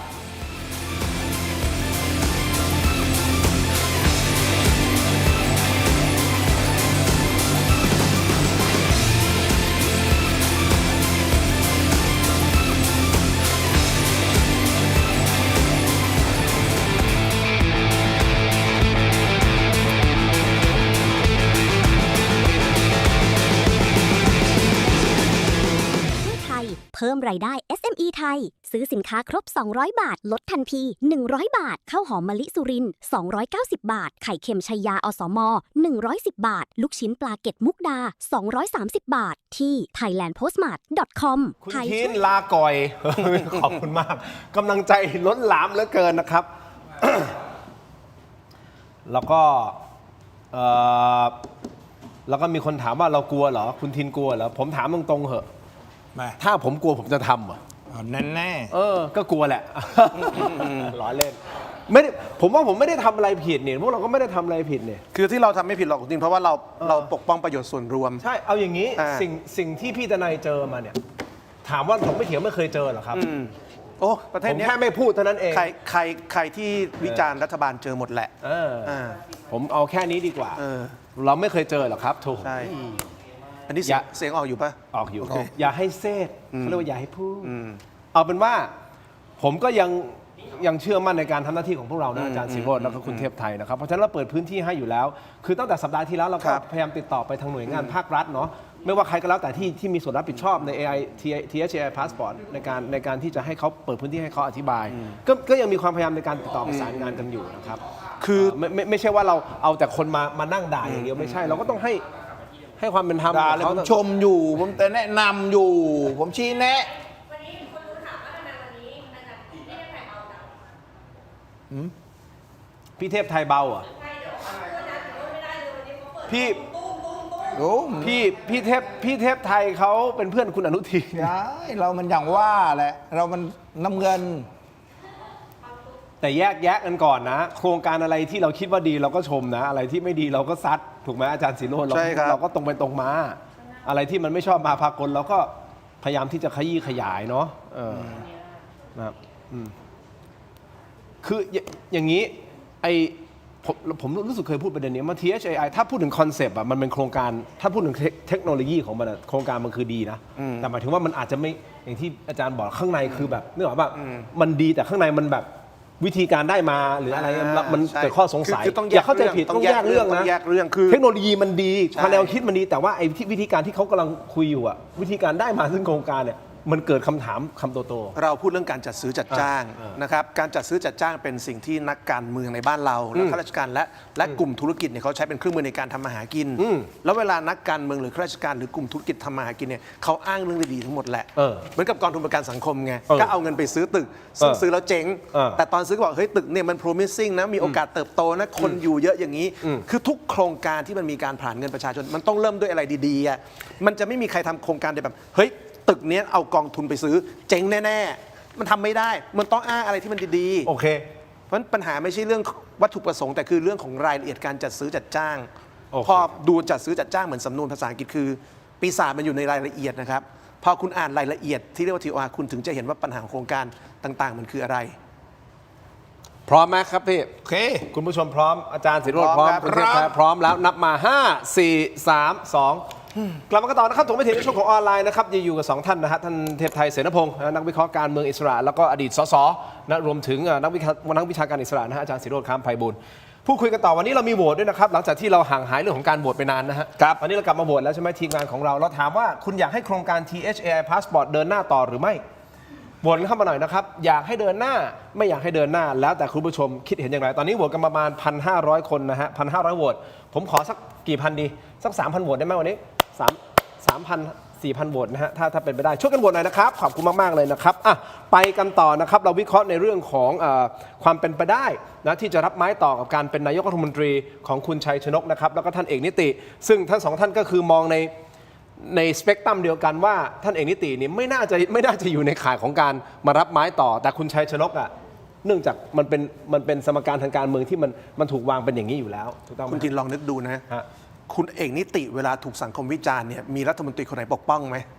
มีสสคนไหนปกป้องไหมตอนคุณเอกนิติดันเรื่องภาษีมูลค่าเพิ่มจาก7ถึงเป็น 10%เนี่ยคนด่าทั้งประเทศมีรัฐมนตรีภูมิใจไทยหรือสสภูมิใจไทยคนไหนปกป้องไหมไม่มีนะพอคุณเอกนิติโดนคุณอนุทินโยนเรื่องการแก้ปัญหาค่าการกลั่นนะครับจนตอนนี้เรื่องค่าการกลั่นไม่มีความคืบหน้าอะไรเลยเนี่ยคนด่าคุณเอกนิติแต่มีใครปกป้องไหมไม่มีแต่คุณทินลองดูนะครับว่าพอมีการแตะต้องคุณชัยชนกมากันหมดนะครับรัฐมนตรีพาดอนก็มานะครับคุณแนนก็มานะครับประธานกรรมการDE ของพรรคภูมิใจไทยก็มาสสโนเนมสสไปแถวมากันหมดแล้วเขาสังเกตภาพนี้ด้วยนะฮะครับที่เวลาเดินรัฐมนตรีช่วยมหาดไทยก็มาก็ดูดิครับเนี่ยคุณวรสิทธิ์นะรัฐมนตรีช่วยมหาดไทยนะคุณเอกนิติไปไหนมาไหนมีคนประกบเท่าคุณชัยชนกไหมคุณซาบิดานี่รัฐมนตรีวัฒนธรรมเนี่ยดูดิครับยืนกันเป็นแผงนักการเมืองเวลาใครยืนหลังใครเนี่ยคือการประกาศว่าเราคนของใครนะครับคุณไปดูทุกพรรคเนี่ยนะครับเวลามีใครแถลงข่าวอาจจะเป็นประชาธิปัตย์ยุครุ่งเรืองนะครับจะเป็นเพื่อไทยยุครุ่งเรืองจะเป็นพรรคประชาชนจะเป็นภูมิใจไทยเวลาแถลงข่าวเนี่ยแก๊งวอลเปเปอร์คือการประกาศว่ากูพวกใครกูเด็กใครกูกวนใครกูเครือข่ายใครเอกนิติแถลงข่าวเนี่ยมีคุณสบิดาไปยืนไหมมีคุณพลพีไปยืนไหมมีคุณเจเศษไปยืนไหมแถลงเดินอยู่คนเดียวอะครับคุณเอกนิติเนี่ยไม่มีฝีมือนะเขาก็เป็นคนเก่งแล้วคุณเอกนิติเป็นคนวิชั่นดีแต่คุณเอกนิติไม่มีต้นทุนที่จะทำให้คุณได้เป็นนายกนะครับเพราะการเป็นนายกประเทศไม่ได้ขึ้นอยู่กับความเป็นคนเก่งแต่ขึ้นอยู่กับการมีมุ้งมีสังกัดซึ่งคุณชัยชนกมีเต็มพุงและจะมีเพิ่มขึ้นเรื่อยส่วนคุณเอกนิติไม่มีนะครับแล้วคุณเอกนิติได้มามีตำแหน่งเนี่ยเพราะคุณอนุทินไปดึงมาคุณเอกนิติถ้าคุณอนุทินไม่ดึงเนี่ยครับวันนี้ในกระทรวงการคลังแกตามหลังคุณลวรนเนื่องจากเพราะฉะนั้นคุณเอกนิติจะไม่มีทางได้เป็นนายกเพราะถ้าคุณอนุทินและภูมิใจไทยทิ้งคุณเอกนิติกลับไปอยู่คลังตามหลังลวรนคุณอยากกลับไปอยู่แบบนั้นไหมครับคุณไม่มีช้อยส์คุณเทพไทยมองภาพยังไงครับที่คุณชัยชนกเดินมาแล้วมีรัฐมนตรีสองมุมนะสองมุมแรกก็แบบอาจารย์ศิโรจน์ว่าต้องการจะชู้ว่าเป็นคนของใครเป็นพวกใครส่วนที่สองผมก็คิดว่าก็เอาใจเป็นเพื่อนให้กำลังใจกันพวกกันเพราะอาจจะรู้ไงว่าคุณชัยชนกอาจจะเหงาไม่มีเพื่อนหรือว่าเรายืนพูดแล้วขาดความมั่นใจมันขาดความมั่นใจก็ต้องมีเพื่อนมาเป็นแบ็กอัพหน่อยเขาก็เป็นเพื่อนกันเขาก็รู้จักกันก็ไม่ใช่เรื่องผิดปกติพวกนี้ขนาดเป็นรัฐมนตรีต้องหารัฐมนตรีช่วยมาเป็นเพื่อนนะคุณปกติกระทรวงนี้ก็ไม่เคยมีรัฐมนตรีช่วยแต่ตั้งมาDEกระทรวงมันเล็กคุณบุญธิดาคุณแนนมาเป็นเพื่อนคุณดูเลยกันแล้วก็แถลงข่าวจะไม่มีเพื่อนได้ไงนู่นกูแพนู่นซาบิดานู่นเจเทรดนู่นไอ้พวกนี้นี่ทั้งหมดนี้นะคุณสมบัติเนี่ยแค่เลขาธิการแค่นั้นแหละ แต่ผมจัดนะ ถ้าผมเป็นผู้จัดการรัฐบาลนะพวกนี้ผมไม่เป็นเลขาธิบดีหมด อุ้ย มันยังไม่ถึงเอาคุณดูเดี๋ยวในกระทรวงมหาดไทย3 คนนะคุณอนุทินเป็นนายก ควบรัฐมน ควบ ตรี นี่มหาดไทยแกไม่ทำอยู่แล้วเพราะทำนายกมันว่างอยู่แล้วตำแหน่งนายกว่างตำแหน่งรัฐมนตรีมหาดไทยว่างแบบนี้นะ ไปควบนายกนี่นะมต2มต3มต4มันต้องบิ๊กใหญ่ปึ๊กใช่ไหมมันตัวหลักของกระทรวงอันนี้อะไรไปไหนไป2 คน3 คนยกแก๊งกันไปโอ้โหคุณดูเนี่ยเหมือนกับจะไปเที่ยวผับเชียวไปกัน3-4 คน คุณดูเอานี่ไปภูเก็ตเนี่ยคุณดูไปภูเก็ตไหมเอาไป2นี่ไปเปิดผีตาโกนไปหมด3 คนไปกันหมดคุณดูดินี่ไม่ใช่ผมพูดไม่ใช่ผมได้ว่าผมพูดเรื่องจริงเอาเรื่องจริงมาพูดตั้งนั้นจะมาโกรธผมก็ไม่ได้นะผมสังเกตดูไงแล้วเดินกันเหมือนลูกเจี๊ยบที่บอกรัฐมนตรีลูกเจี๊ยบนะพอคุณอนุทินไปไหนก็เดินตามหลังเป็นโคลงไปกับเหมือนแม่ไก่แล้วลูกเจี๊ยบเดินตามหลังแม่ไก่เหมือนกันนะคุณแล้วเขาเป็นรัฐบาลเขาทำงานร่วมกันเขา รั ต้อง ฐ ไป บาลอื่นเขาก็เป็นไม่เห็นจะต้องมายืนกูอย่างนี้นี่คุณดูดิคุณดูรัฐมนตรีแต่ละคนเดินตามหลังกันเป็นนี่ตามหลังคุณอนุทินหมดนี่มาเดินตามหลังกันมา ผมเสริมพี่เทพไทยแล้วกันก็คือว่ารัฐมนตรีแต่ละคนก็มีงานของตัวเองใช่ไหมดังนั้นการที่รัฐมนตรี1 คนไปแล้วต้องมีอีก3 คนเดินตามไปเป็นฝูงเนี่ยมันก็แปลว่า3 คนนั้นไม่ทำงานของตัวเองใช่ไหมก็นั่นแหะคือคุณว่างงานคุณไม่มีอะไรทำไงมองเป็นว่างงานเหรอ ก็ฐานะเลขา ผมมองเป็นว่าตามไปแล้วเผื่อมีอะไรปุ๊บจะได้แบบรับงานต่ออะไรอย่างเงี้ย มันไม่ได้มีกระทรวงเดียวนะคุณมันมีหลายกระทรวงคุณต้องไปอยู่ที่กระทรวงงานมันจะมีงานเดียวคุณเดี๋ยวคุณผู้ชมจะด่าผมว่าผมเป็นโฆษกรัฐบาล นั่นแหละคุณก็เป็นนายแบบอยู่ตอนเนี้ย ไม่เดี๋ยวผมให้ความเป็นธรรมไงก็ต้องแบบอธิบายไง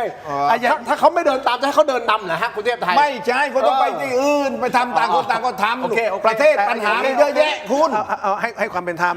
นะครับในบ้านเราเนี่ยนะครับทุกรัฐบาลเนี่ยคนเป็นนายกชอบให้รัฐมนตรีเดินตามสังเกตไหมครับตอนคุณอุ้งอิงเป็นนายกเนี่ยก็จะต้องมีการดึงคุณศิริยะมายืนข้างหลังมีการดึงคุณภูมิธรรมมายืนข้างหลังมีการดึงคุณจุลพันธ์มายืนข้างหลังมีการดึงคุณสมศักดิ์มายืนข้างหลังคือการดึงคนมายืนข้างหลังมันคือการโชว์บารมีของคนเป็นนายกซึ่งจริงๆมันไม่ควรนะสมมติเราดูข่าวต่างประเทศเวลาทรัมป์แถลงข่าวเนี่ยทรัมป์ไม่เคยต้องเอารัฐมนตรีคนอื่นมายืนข้างหลังเพื่อโชว์บารมีใช่ไหมไม่อยากให้ใครมายืนด้วยซ้ำมันไม่จำเป็น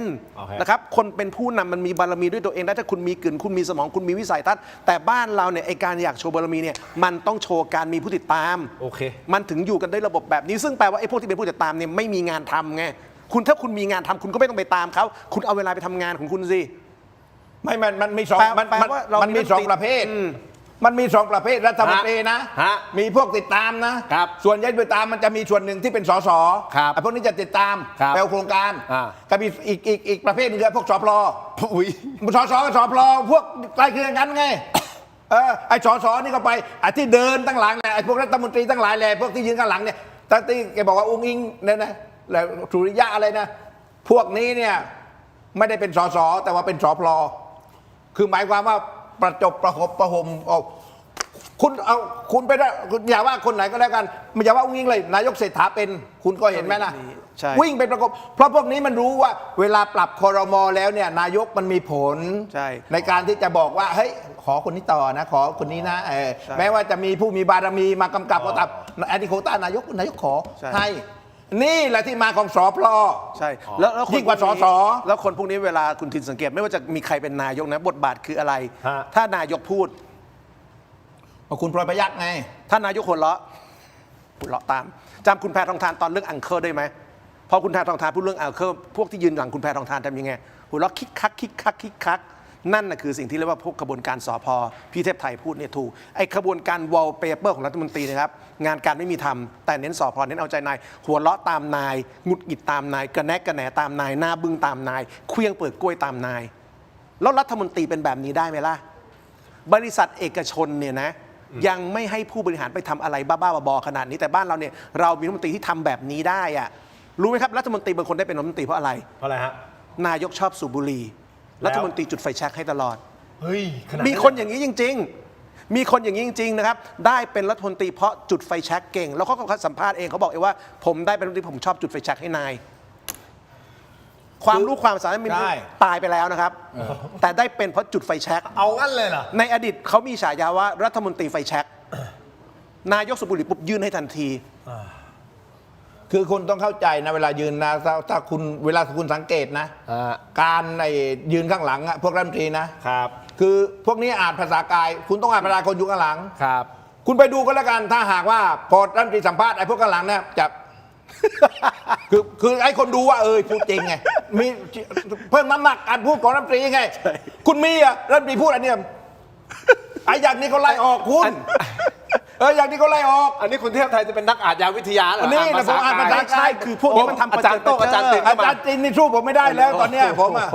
หมายความว่าคุณสังเกตดูผมบางคนเนี่ยนะบางคนนี่คุณอุ้งอิงนะเวลาสัมภาษณ์แล้วแกหลุดออกไปไหนนะแล้วผมเห็นสีหน้าเนี่ยบางคนเนี่ยแบบหน้าเหี่ยวแบบหน้าเสียเลยอ่ะ ใช่ เก็บอาการไม่อยู่เลยอ่ะเวลาแกพูดนั้นหลุดไปนะเรื่องส่งออกเรื่องอะไรก่อนๆนะแต่ว่าถ้าหากว่าพอเราพูดปั๊บแล้วจะเสริมบารมีก็พยักหน้า จริง จริงนี่ผมพูดเรื่องจริงผมมีประสบการณ์คุณ ถามว่าคนไทยที่เวลาเห็นรัฐบาลแถลงข่าวเนี่ยมีรัฐบาลไหนไม่เป็นอย่างนี้ไหมที่นายกทุกคนจะมีแก๊งริ้วล้อ5 คนยืนอยู่ข้างหลังแล้วก็หาร3นะรายการเนี่ยหาร ไม่ 3 ผมจริง แต่เราไม่ได้ว่ารัฐบาลไหนไงเราบอกว่ามันเป็นทุกรัฐบาลมันเป็นทุกรัฐบาลแปลว่าประเทศนี้มีคนที่ไม่ควรได้เป็นรัฐมนตรีมาเป็นรัฐมนตรีมากเกินไปแล้วไม่ว่าจะเปลี่ยนแกนนำกี่รัฐบาลมันมีคนแบบนี้ไอ้พวกรัฐมนตรีตลอดการแต่ไร้ผลงานตลอดชีวิตเอาอย่างนี้ไหมผมแชร์เล่นทีมงาน คุณไปหาภาพเหล่านั้นมาให้ได้ ว่าที่รัฐมนตรีนายกพูดหรืออะไรแล้วก็ข้างหลังก็แบบอย่างนี้ตาม เดี๋ยวผมให้ทีมงานนี่ทีมงานอันดับ1ในดวงใจของผมนะยุคไหนก็ได้คุณหามาให้ได้สัก1 สัก 2 ภาพอย่างที่เพื่อยืนยันว่าสิ่งที่อาจารย์ศิโรจน์กับคุณเทพไทยพูดเป็นเรื่องจริง น้องเหมียวกับน้องจูเป็นคนหาใช่ไหมส่วนอีกประเด็นหนึ่งนิดนึงนะฮะคุณผู้ชมเราทำการโหวตอยู่นะฮะตอนนี้โหวตมา 2,000 โหวตแล้วตามคุณทินแล้วนะครับผมอยากให้คุณช่วยโหวตให้หน่อยได้ไหมครับคุณอยากให้โครงการ THAI Passport เดินหน้าต่อหรือไม่ช่วยกันโหวตหน่อยครับคุณผู้ชมครับผมขอสัก 3,000 4,000 โหวตภายในวันนี้ก่อนจบรายการนะฮะคุณผู้ชมครับคราวนี้พูดถึงเรื่องของ THAI นิดเดียวสั้นๆกลับมานิดนึงนะฮะผมตรงไปตรงมานะรายการเรานะแม้ว่าสังคมจะตั้งคำถามกับ DSI แต่อีกด้านหนึ่งก็มีการตั้งคำถามกับตัวคุณพาวุฒิเช่นเดียวกันคุณเทพไทยได้พูดไปแล้วใช่ไหมฮะเกี่ยวกับเรื่องของคุณพาวุฒิว่าเฮ้ยจริงๆอ่ะคุณต้องออกมาพูดเลยไม่ใช่หลบอยู่หลังคีย์บอร์ดที่พิมพ์เป็นโพสต์ต้องให้ความเป็นธรรมกับเขาเงียบทำไมเขาเงียบถ้าผมเป็นโค้ชนะผมเป็นคนแนะนำนะผมจะปรึกษากับเขาว่าเขาไหวไหมเขาพูดได้ไหมมันติดปัญหาอะไรก็คือคุณพาวุฒิเขาหลีกเลี่ยงการให้สัมภาษณ์กับสื่อมวลชนนะฮะคุณผู้ชมครับทีมเราโทรไปไม่รับเลยซึ่งแต่ก่อนเนี่ยปกติจะรับตลอดนะฮะคุณพาวุฒิแต่หลังๆนี่ไม่รับเลยนะครับวันนี้ก็ไม่เข้าร่วมประชุมคณะอนุที่สภานะครับเพื่อไปตรวจสอบโครงการ 1,621 ล้านบาทก็คือ THAI Passport ก็ไม่ได้ไปมีแต่โพสต์ Facebook ชี้แจงเท่านั้นนะฮะคุณผู้ชมคุณเทพไทยตั้งข้อสังเกตอาจารย์ศิโรจน์มองยังไงประเด็นของคุณพาวุฒินะครับเพราะว่าเราให้ความเป็นธรรมก็คือเฮ้ยถ้าคุณอย่างที่บอกไงถ้าคุณโปร่งใสจริงนู่นนี่นะคุณฟาดเลยออกมาแล้วบอกเฮ้ยตั้งโต๊ะแถลงเลยผมไม่เกี่ยวนู่นนี่นั่นนะเขาซัดมาเลยแต่นี่คือเขาบอกตั้งแต่วันแรกบอกขอดูก่อนว่าข้อมูลหมายเป็นอะไรยังไงนั่นตั้งแต่วันแรกๆนะครับไม่ให้ความเป็นธรรมกับเขาด้วยนะฮะแต่ภาษากายแบบนี้ทำให้คนมันคิดต่อไปได้ว่าเฮ้ยตกลงคุณมีอะไรในกอไผ่หรือเปล่าอาจารย์ศิโรจน์มองไงผมคิดอย่างนี้นะครับผมคิดว่าเวลามีคนกล่าวหาเราเนี่ยเราไม่จำเป็นต้องไปตอบโต้ทุกกรณีนะครับเพราะนั่นเท่ากับว่าเราถูกปั่นโดยคนที่พยายามจะทำให้สังคมถูกเบี่ยงเบนความสนใจนะครับการเปิดประเด็นคุณพาวุฒิเช่นเดียวกับการโจมตีคุณไอซ์ลักษณกนะครับเรื่องบัญชีทรัพย์สินนะครับ 80,000 บาทมันคือเรื่องของการเบี่ยงเบนความสนใจจากเรื่อง THAI Passport นะครับซึ่งต้องยอมรับว่าเรื่องได้ผลนะครับเพราะว่าถ้าเราไปดูสิ่งที่เรียกว่า Data Science ของข่าวสารนะครับในช่วงก่อนที่จะมีเรื่องคุณพาวุฒิเนี่ยประเด็นเรื่อง AI Passport นี่มันพุ่งแบบถ้าเป็นหุ้นนี่แบบทะลุยิ่งกว่าตลาดหุ้นดาวโจนส์แต่พอมีการเปิดเรื่องคุณพาวุฒิมาประเด็น THAI Passport มันดรอปลงทันทีเพราะฉะนั้นคุณพาวุฒิสำหรับผมไม่พูดเนี่ยถูกแล้วนะครับรอไปชี้แจงตามกระบวนการทางกฎหมายเพราะ DSI ก็ยังไม่ได้กล่าวหาคุณพาวุฒิเมื่อยังไม่กล่าวหาคุณพาวุฒิก็ไม่รู้จะชี้แจงยังไงใช่ไหมมันยังไม่มีข้อกล่าวหาอะไรถึงตัวเขาเลยแล้วเขาจะชี้แจงยังไงอันนี้คือข้อที่1ข้อที่2ถ้าชี้แจงครับเรื่องของพาสปอร์ตก็จะถูกกลบโดยเรื่องนี้ไปเรื่อยๆนะครับวันก่อนผมเห็นคุณเท้งไปพูดเรื่อง AI ที่สภาจัดเวทีมีที่ปรึกษานายกรองนายกคุณนัทเหลืองอมิตรชัยยังไปพูดในงานนะครับแต่แมสเสจที่ปรากฏเนี่ยเรื่อง AI พาสปอร์ตไม่มีเลยมีแต่เรื่องคุณพาวุฒิและคุณพาวุฒิเพราะฉะนั้นถ้าเกิดไปแถลงเนี่ยครับความสนใจของสังคมต่อเรื่องพาสปอร์ตก็จะยิ่งหายลงไปอีกต้องถามว่าอะไรคือประโยชน์ส่วนรวมมากกว่ากัน นะครับเรื่องพาวุธหรือเรื่อง AI Passport แล้วทำไมวันนี้นะครับคุณผู้ชมครับมีประชุมรับฟังความคิดเห็นจากภาคเอกชนต่อโครงการนี้นะฮะ THAI Passport คือวันนี้ 22 มิถุนายนที่รัฐสภา คุณพาวุฒิก็ติดภารกิจกระทันหัน และไม่ได้เข้าทำหน้าที่แม่งานหลักนะฮะโดยก็กลายเป็นว่าอาจารย์อ้อนะฮะอาจารย์อ้อการดีเลียวไพโรจน์รองหัวหน้าพรรคประชาธิปัตย์เนี่ยและคณะอนุกรรมาธิการเข้ามาทำหน้าที่นำการประชุมแทนอย่างเงี้ยซึ่งมันเป็นประเด็นใหญ่ถูกไหมฮะแล้วทำไมอยู่ดีไม่มาเนี่ยมันก็เลยยิ่งตั้งคำถาม เอางี้มาผมนี่คุณเทพไทยไข่กระดก ผม มา จะแนะนำเสียป้อมต้องป้อม คุณป้อมพาวุฒิ พาวุฒิ คือถ้าเป็นผมเนี่ยนะ เกมอย่างนี้เนี่ยมันต้องเป็นพระเอกเขาเปิดทางให้แล้ว แล้วเราก็รู้อยู่แล้วว่าไอ้พวก DSI เนี่ยมึงมากล่าวหาแบบลอยๆไม่มีน้ำหนักได้ทีขี่แพ้ไล่ซัดเลย ถ้าเราแม่นในข้อมูลของเรามีเราบริสุทธิ์จริงนะ เปิดเลย เปิดมาท้าเลยดีเบตมาเลยอธิบดีมาเลยเอาตำแหน่งเป็นเดิมพันเลยไอ้2 ล้านบาท 14 ครั้งมันคือมีที่มาที่ไปเป็นยังไง ผมก็พูดได้เลยใช่ไหมแล้วก็เป็นโอกาสด้วยซ้ำไปคุณก็ได้ออกถกไม่เสียงออกโน่นออกนี่ออกไปทุกช่อง แล้วก็ไม่ต้องเป็นประเด็นในการออกคุณก็ได้โอกาสนี้เปิดAI พาสปอร์ตอีก ขยี้เข้าไปอีก คุณกินพื้นที่สื่อเยอะแยะคุณกลัวอะไรคุณคอนโทรลได้หมดอยู่แล้วการนี้เนี่ยที่ผมเนี่ยมันทำให้คนมันเข้าใจคลางแคลงใจไงอันนี้ผมฟังนี่ผมพูดเป็นกลางนะคือคนมันคลางแคลงใจว่าคนเราถ้าหากว่าทองแท้นะมันไม่ต้องกลัวไฟไงแต่ด้วยความเคารพนะคนมันไม่เหมือนกันไงถูกไหมอาจารย์ศิโรจน์เขาอาจจะเป็นสไตล์นี้ก็ได้แต่ไม่ได้นี่เราฟังกระแสสังคมไงผมคิดว่าคุณพาวุฒิเนี่ยเขาไม่ได้เป็นนักการเมืองอย่างพี่เทพไทยไงเขาเพิ่งมาเป็นนักการเมืองได้3 เดือนเพราะฉะนั้นเนี่ยนะครับผมว่ามุมมองประสบการณ์ไม่เหมือนกันผมว่าคนปกติเวลาโดน DSI กล่าวหาเนี่ยเขาอยากจะใช้เวลาชี้แจงอย่างเป็นทางการไม่ใช่ตอบโต้ผ่านสื่อก็เป็นไม่ได้แต่อย่างเช่นวันนี้นะครับเวทีอนุกรรมาธิการถ้าวันนี้คุณป้อมพาวุฒิไปสิ่งที่เกิดขึ้นคืออะไรรู้ไหมครับไม่มีการคุยเรื่อง AI นักข่าวจะถามป้อมพาวุฒิให้ชี้แจงเรื่องนี้แล้วประเด็น AI จะหายไปเลยนะไอ้นั่นคือหลังไง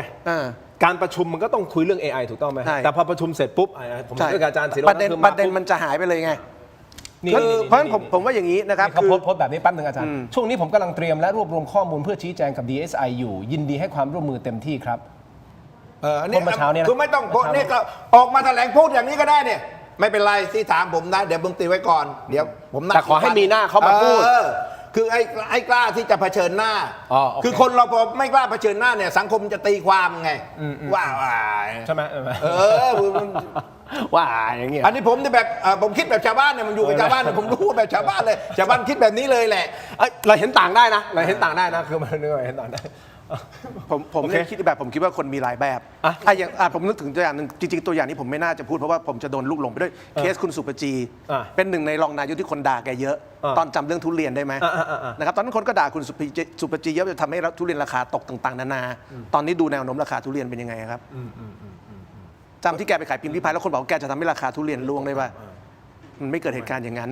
แต่วันนี้สังคมก็จะจำว่าสุปจีคือคนที่ทำให้ทุเรียนราคาตกเพราะฉะนั้นผมว่าเรื่องพวกนี้นะครับแต่ละคนวิธีจัดการไม่เหมือนกันนะครับไปดูยาวๆโอเคอันนี้พูดในประสบการณ์ว่าผมก็เป็นคนที่มักจะถูกคนโจมตีนะครับเช่นสมัยผมวิจารณ์พรรคเพื่อไทยตอนเขาเป็นรัฐบาลผมก็ถูกโจมตีว่าไปขอเขาลงสสแล้วไม่นั่นอาจารย์โดนโจมตีทุกยุคตอนที่ผมวิจารณ์ตอนนี้อาจารย์โดนตีตราว่าเป็นพรรคประชาชนเป็นส้มเต็มที่แล้วเนี่ยคือเกียรติออกมานี่เลือดสีส้มคุณเคยผมไปขึ้นเวทีพรรคส้มไหมไม่เคยคุณเคยผมไปเวทีกรรมธิการอะไรของเขาไหมไม่เคยคุณคิดว่าคนอย่างผมเนี่ยมีคนชวนไปเป็นที่ปรึกษาอะไรไหมต้องมีอยู่แล้วแล้วผมเคยไปไหมไม่รู้อาจารย์อาจจะไปเงียบๆผมไม่เคยไปโอเคนะครับไปดูเองแล้วกันนะครับว่ามีสื่อไหนไปงานของพรรคการเมืองไหนแล้วคุณจะเห็นเองเอาอย่างนี้พูดถึงคุณบอกคุณป้อมหน่อยไหมถ้าว่าจะคิดจะสู้ตั้งผมเป็นที่ปรึกษาอีกผมจะเป็นที่ปรึกษาผมจะเป็นที่ปรึกษาฟรีผมจะว่าเนี่ยที่เทพไทยเขาชอบเป็นที่ปรึกษาแต่ผมไม่ชอบมาดิเป็นที่ปรึกษาฟรีเลยผมจะแนะนำให้จริงเปล่าผมใจสู้ไงผม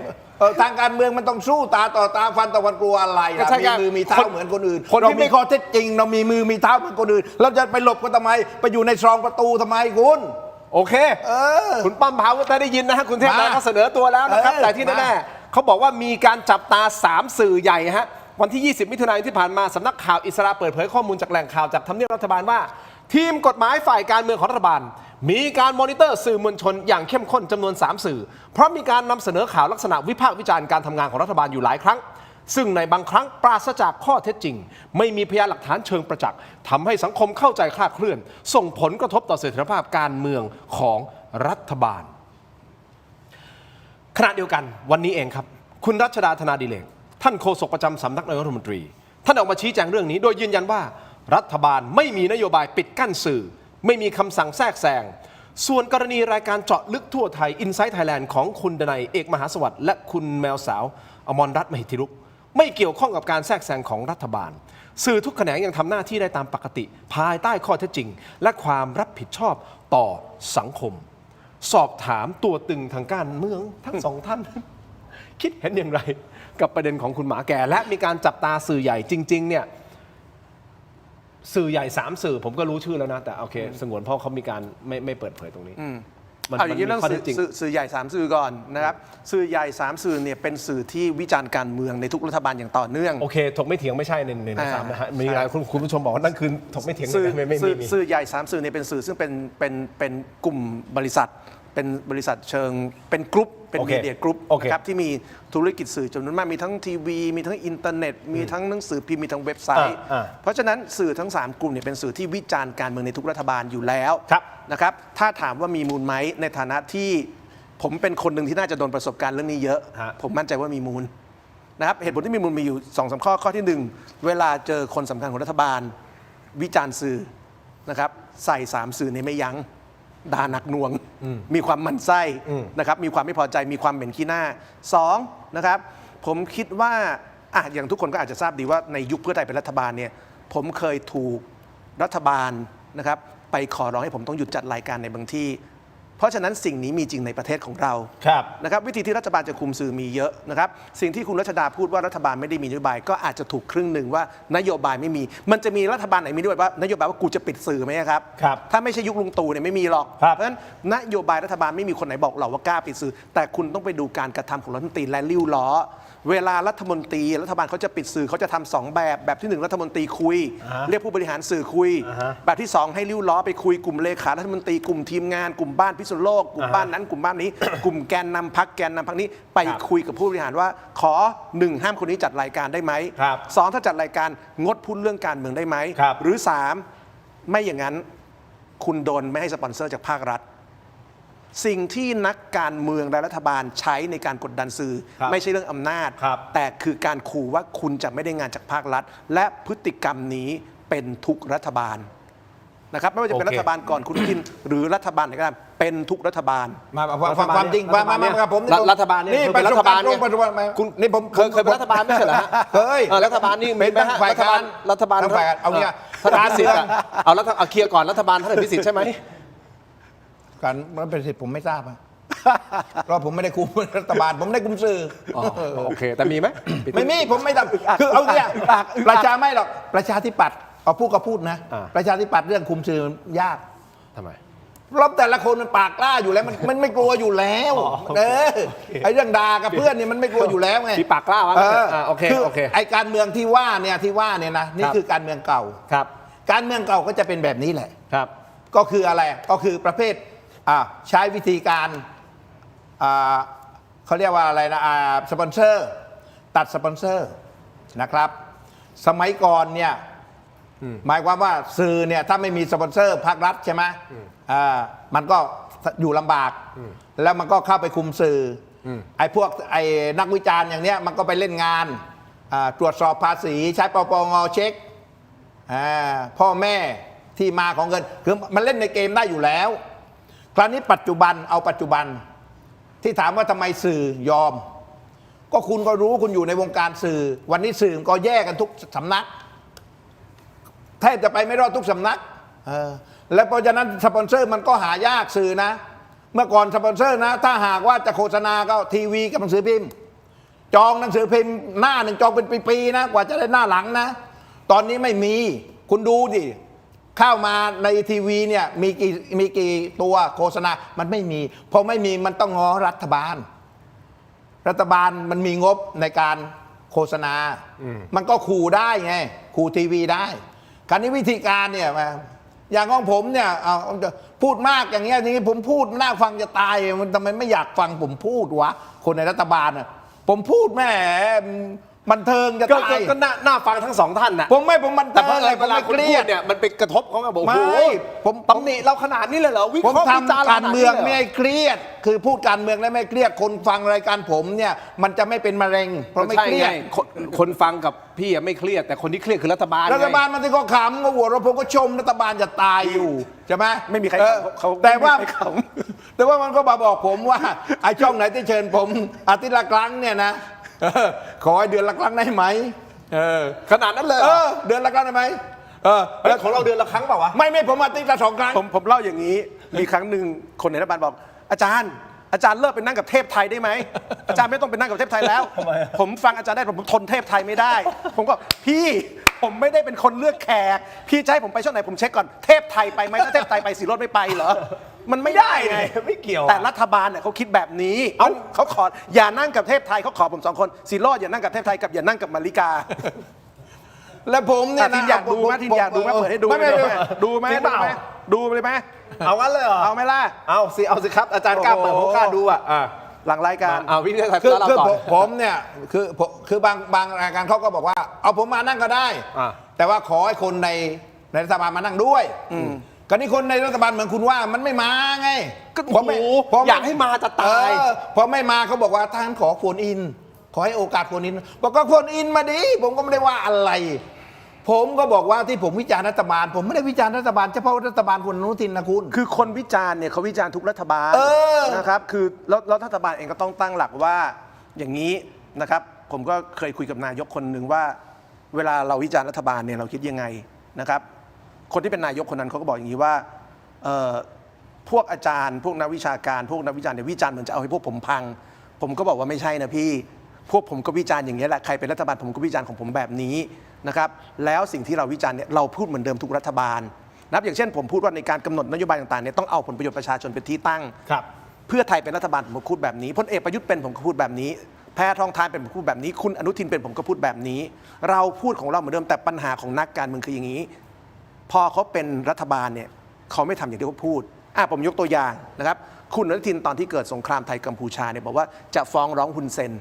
จะเอาขึ้นศาลอาญาประเทศจำได้ไหมแล้วตอนนี้เป็นรัฐบาลมาแล้วเนี่ยเคยพูดอะไรแบบนี้ไหมเคยทำอะไรแบบนี้ไหมเพราะนักการเมืองเนี่ยเปลี่ยนคำพูดตามอำนาจแต่สื่อเนี่ยเขาไม่เปลี่ยนคำพูดตามอำนาจเขาพูดตามหลักของเขามันไม่เหมือนกันตรงนี้ ผมบอกว่าคุณจำได้ไหมพลเอกประยุทธ์เป็นนายกนะครับ ผมวิจารณ์ในขณะที่พรรคประชาธิปัตย์เป็นพรรคร่วมรัฐบาลเขาหาผมเนี่ยเป็นฝ่ายค้านในฝ่ายรัฐบาลพอคุณเศรษฐามา ผมก็วิจารณ์คุณเศรษฐาเห็นไหมคุณอุ้งอิงมา ผมก็วิจารณ์คุณอุ้งอิงพอคุณเศรษฐาอุ้งอิงไป ผมก็ไม่วิจารณ์คุณอนุทินมา ผมก็วิจารณ์คุณอนุทินเพราะถ้าคุณอนุทินบอกว่าแล้วทำไมไม่วิจารณ์คุณอภิสิทธิ์บ้างก็คุณอนุทินลาออกให้คุณอภิสิทธิ์เป็นนายกมันจะวิจารณ์คุณอภิสิทธิ์ให้ฟังมันถูกผมวิจารณ์ตำแหน่งนายกเพราะนายกเนี่ยกินภาษีของผมภาษีของประชาชนคุณเป็นบุคคลสาธารณะแล้วผมจะไปวิจารณ์ฝ่ายค้านทำไมฝ่ายค้านก็ตรวจสอบรัฐบาลอยู่แล้ว ผมต้องวิจารณ์รัฐบาลแต่คุณไม่อยากให้ผมวิจารณ์รัฐบาลคุณก็โน่น คุณก็เลิก ลาออกไปเป่าคลุยโน่น ล ลาออกไปเป่าคลุยที่บ้านไปอย่างนั้นไป มันเป็นส่วนหนึ่งของ job description นะการมาเป็นรัฐบาล ใช่ ถูกต้องไหมฮะ คุณต้องทนฟังการวิจารณ์และทนฟังการตรวจสอบ แล้วหน้าที่คุณคือชี้แจงเพราะฉะนั้นผมกลับมาพูดเรื่องเดิมคือ ฮะ ถามว่ามีการปิดสื่อไหมมีการคุกคามสื่อไหมก็อย่างที่ผมเล่าไปนะครับเคสคุณชัยชนกเลยมีรัฐมนตรีเรียกสื่อไปคุย แล้วขอเลยว่าให้เบาๆการเสนอข่าวนี้เคสอย่างเรื่องหมาแก่พี่หมาแก่เนี่ยผมไม่อยากเล่าเยอะเพราะไม่เกี่ยวกับผมก่อนเกิดเรื่องนะครับผมเล่าเป็นนิทานเปรียบเปรยแล้วกันเพราะเรื่องพวกนี้ไม่ใช่เรื่องของผมโดยตรง งั้นเดี๋ยวก่อนที่จะเล่าเรื่องนิทานเรื่องนี้อาจารย์ ครับ ตอนกี่โมงครับ 17.05 ครับ 05 ใช่ไหม ใช่ครับ 05 ใช่ไหม ขายของก่อนแม่ ไม่05 แล้วเดี๋ยวผมคุยพี่อย่าเพิ่งไปไหนผมคุยกับพี่ต่อยนิดนึง ไม่ขายของเพื่อความอยู่รอดของรายการ เดี๋ยวได้ขายแน่อาจารย์เชิญฮะยังไง โอค เล่านิทานให้ฟังหน่อย ผมเล่าอย่างนี้เล่านิทานนะครับ วันที่เกิดเหตุที่รายการพี่หมาแก่ประกาศเลิกจัดรายการเนี่ยมันมีคนมาขอคุยกับพี่หมาแก่ แล้วก็คุยเรื่อง1 2 3 4และตั้งเงื่อนไขต่างๆ นานาก่อนรายการเริ่มนิดเดียวก่อนรายการ ก่อนรายการที่จะเข้า5 4 3 2 ก่อนรายการที่จะเข้านิดเดียว เหรอฮะ นะครับเรียกไปคุยแล้วก็พูดเรื่องนั้นเรื่องนี้1 2 3 4ขอให้ทำนั่นทำนี่จนถึงจุดที่นะครับฝ่ายพี่หมาแก่ก็รู้สึกว่าเฮ้ยอย่างนี้มันมากเกินไปเฮ้ยตั้งแต่ทำงานมาเนี่ยไม่เคยเจอใครขออะไรในลักษณะนี้ แกถึงเข้าไปในรายการแล้วแกพูดกลางรายการว่าวันนี้เลิกทำรายการนี้พอกันทีการประกาศเลิกในฉุกละหุก ใช่ไหมครับ แต่เหตุผลที่มีการประกาศกลางรายการอย่างฉุกละหุกเนี่ยเพราะว่าก่อนเข้ารายการเนี่ยมันมีคนไปขอแกมีคนไปกดดันแก แล้วมันกดดันในสิ่งที่นะครับคนทำสื่อในคุณทินเหมือนนักร้องไงนะครับอยากขึ้นเวทีทุกคนแหละ ถ้าไม่เหลือบากกว่าแล้วไม่มีใครอยากหยุดทำงานหรอก แต่มันขอในสิ่งซึ่งถ้าเราทำต่อเนี่ยมันละเมิดจรรยาบรรณมันมองหน้าคนในวงการไม่ได้เหมือนผมครั้งหนึ่งผมเคยโดนขอในช่วงเลือกตั้งปี 66 อันนี่คือนิทานอีสปใช่ไหมที่เล่ามาทั้งหมดเนี่ยเมื่อกี้เนี่ย เปรียบเปย อ๋อเปรียบเปรย ภาษาอังกฤษเรียกว่า allegory อ๋อโอเค เปรียบเปย โอเค นะครับเหมือนปี 66 เนี่ยผมเคยถูกขอให้จัดรายการโจมตีพรรคก้าวไกลและพิธาผมก็มันทำไม่ได้มันผิดจรรยาบรรณเราจะไปทำได้ยังไงเราเป็นสื่อช่วงเลือกตั้งเราก็ต้องให้พื้นที่กับทุกคน ผมก็โดนกดดันครั้งแล้วครั้งเล่า 3-4 ครั้งอย่างเงี้ยคนทำสื่อเนี่ยนะครับเหมือนนักร้องเหมือนนักกีฬาอยากเล่นลงสนามทุกคนแหละแต่ถ้าคุณขอในเรื่องที่ผิดจรรยาบรรณเนี่ยบางคนเขาเลือกที่จะไม่ทำแค่ซี่หมาแกเนี่ยแกโดนขอในเรื่องซึ่งถ้าแกทำแกผิดจรรยาบรรณแกมองหน้าคนในวงการไม่ได้ แล้วนักการเมืองจะดูถูกแกด้วย แสดงว่าถ้านิทานเรื่องนี้เป็นเรื่องจริง ถ้าเป็นเรื่องจริงนั่นหมายความพี่หมาแกหยุดเองเหรอฮะก็คือ ก็มีคนขอร้องให้ทำในเรื่องซึ่งแกรู้สึกว่าถ้าทำแล้วมันผิด โอเค มันคือการตัดสินใจเชิงจริยธรรมครับเพราะถ้าบางอย่างเราทำเนี่ยมันทำลายจรรยาบรรณของเราอะ แต่พี่หมาแก่ไม่ว่าพี่จะไปที่ไหน ผมตามไปดูที่นั่น ครับ เพราะฉะนั้นผมเชื่อว่าพี่หมาแก่ ใช่ ไปได้ทุกที่ ใช่แต่เป็นเหตุการณ์ฉุกละหุกนะครับพอแกประกาศปุ๊ ผ บ ม แก จะ ก็ ผมจะฟังอย่างเดียวพี่หมาแก่นะ เวลาออกที่ไหนอะ ทำไม ผมจะไม่ค่อยดูจะฟังเพราะแกเก็บท่าแกผมเหนื่อยผมเหนื่อยกับลีลาแกไงแต่ฟังแต่เสียงเวลาแกพูดใช่ไหมพี่หมาแก่นะฟังเสียงเกลียดฟังตาทาง อันนี้อีกนิดนึงก่อนที่อาจารย์ศิโรจน์จะไปคุณผู้ชมครับ ประเด็นของคุณเรืองไกรลีกิจวัฒนะขอนิดนึงแล้วกันนะฮะไหนๆมันก็พ่วงกับเรื่องของคุณไอซ์รัชนกนิดนึงนะครับคืออย่างนี้คุณไอซ์รัชนกก่อนหน้านี้มีการโพสต์โอ้โหรัวๆช่ำๆเลยนะก็คือเป็นการทำโพลให้โหวตว่าใครเป็นมาซัพพอร์ตคุณชัยชนกใช่ไหมเต็มไปหมดเลยไปดูฟีดของเขานะครับคุณผู้ชมแกก็จัดเต็มนะของคุณไอซ์นะครับปรากฏว่ามันเป็นประเด็นที่คุณเรืองไกรลีกิจวัฒนะสมาชิกพรรคพลังประชารัฐนะฮะส่งหนังสือด่วนเลยนะครับทาง EMS ไปถึงปปชให้ตรวจสอบบัญชีทรัพย์สินและหนี้สินของคุณไอซ์รัชนกสสพรรคประชาชนในฐานะประธานกรรมาธิการติดตามงบประมาณโดยคุณเรืองไกรตั้งข้อสังเกตว่าคุณรัชนกเนี่ยอาจจะยื่นบัญชีทรัพย์สินเป็นเท็จหรือปกปิดข้อมูลเนื่องจากพบว่าทรัพย์สินเพิ่มขึ้น234รายการแต่ไม่ได้ระบุรายจ่ายรวมถึงไม่ได้ระบุรายได้จากเบี้ยประชุมวันทำสัญญาเงินกู้กับบริษัทและเงินบริจาคให้กับพรรคประชาชนอันนี้คุณผู้ชมครับไม่ใช่ครั้งแรกนะฮะที่คุณเรืองไกรยื่นคุณไอซ์ใช่ไหมน่าจะครั้งที่2แล้วนะคุณผู้ชมครับว่าก็คือยื่นให้ปปชเนี่ยไต่สวนคุณไอซ์เลยนะกับกรณีนี้นะเหมือนใส่ใจคุณไอซ์เป็นพิเศษมันกลายเป็นประเด็นขึ้นมาอาจารย์ศิโรจน์ความคิดเห็นยังไงสั้นๆเดี๋ยวไปที่ก่อนที่อาจารย์จะ move จากรายการผมฝากการบ้านคุณเรืองไกร2 ข้อแล้วกัน ว่า นะครับพอมันมีเรื่องคุณไอซ์เนี่ยผมนึกถึงนักการเมือง2 คนที่มีเรื่องทรัพย์สินและคนสงสัยคุณชัยชนกนะครับเคยใส่นาฬิกา เข้าใจว่าเป็นริชาร์ดมิลแล้วก็มีภาพปรากฏแล้วคนก็บูหุ้นราคาหลายตังค์อันนั้นเนี่ยฝากคุณเรืองไกรไปดูหน่อยว่าริชาร์ดมิลคุณชัยชนกอยู่ในบัญชีทรัพย์สินหรือเปล่านะครับแล้ววันนี้นะครับปปชเพิ่งเปิดเผยทรัพย์สินนะครับของผู้กองนะครับหัวหน้าพรรคกล้าทำนะครับว่าท่านมีทรัพย์สินทั้งสิ้นประมาณ 1,000 ล้านบาทแต่มีทรัพย์สินหนึ่งที่ท่านไม่ได้ยื่นคือเสื้อราคาแพงที่ท่านไทยไปดูแสงเหนือผมฝากคุณเรืองไกรไปทำการบ้านนะครับลองถามหน่อยว่านาฬิการิชาร์ดมิลคุณชัยชนกเนี่ยอยู่ในบัญชีทรัพย์สินไหม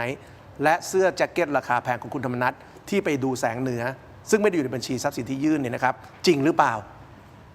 อยากให้ตามเรื่องนี้หน่อยไหนๆจะตามเรื่องพอเม็ดเงินมันเยอะไงริชาร์ดมิลมัน16-17 ล้านน่ะไอ้เสื้อแจ็คเก็ตราคาแพงผมไม่รู้พี่เทพไทยน่าจะรู้แต่ของไอ้มันตัง 80,000 นะมันตัง 80,000 นะค่าหนังสือการ์ตูนนะนั่นแหละครับก่อนอาจารย์ศิโรจน์จะไปนะครับเราหาภาพมาได้นะครับทีมงานจำได้ไหมที่อาจารย์ศิโรจน์วิเคราะห์บอกว่าแล้วพี่เทพไทยบอกว่ายืนอยู่ข้างหน้าพอพูดแล้วข้างหลังก็จะพยักหน้านี่อ่ะไม่รู้ว่าทีม ต้องมีอยู่แล้วไม่เคยเห็นมา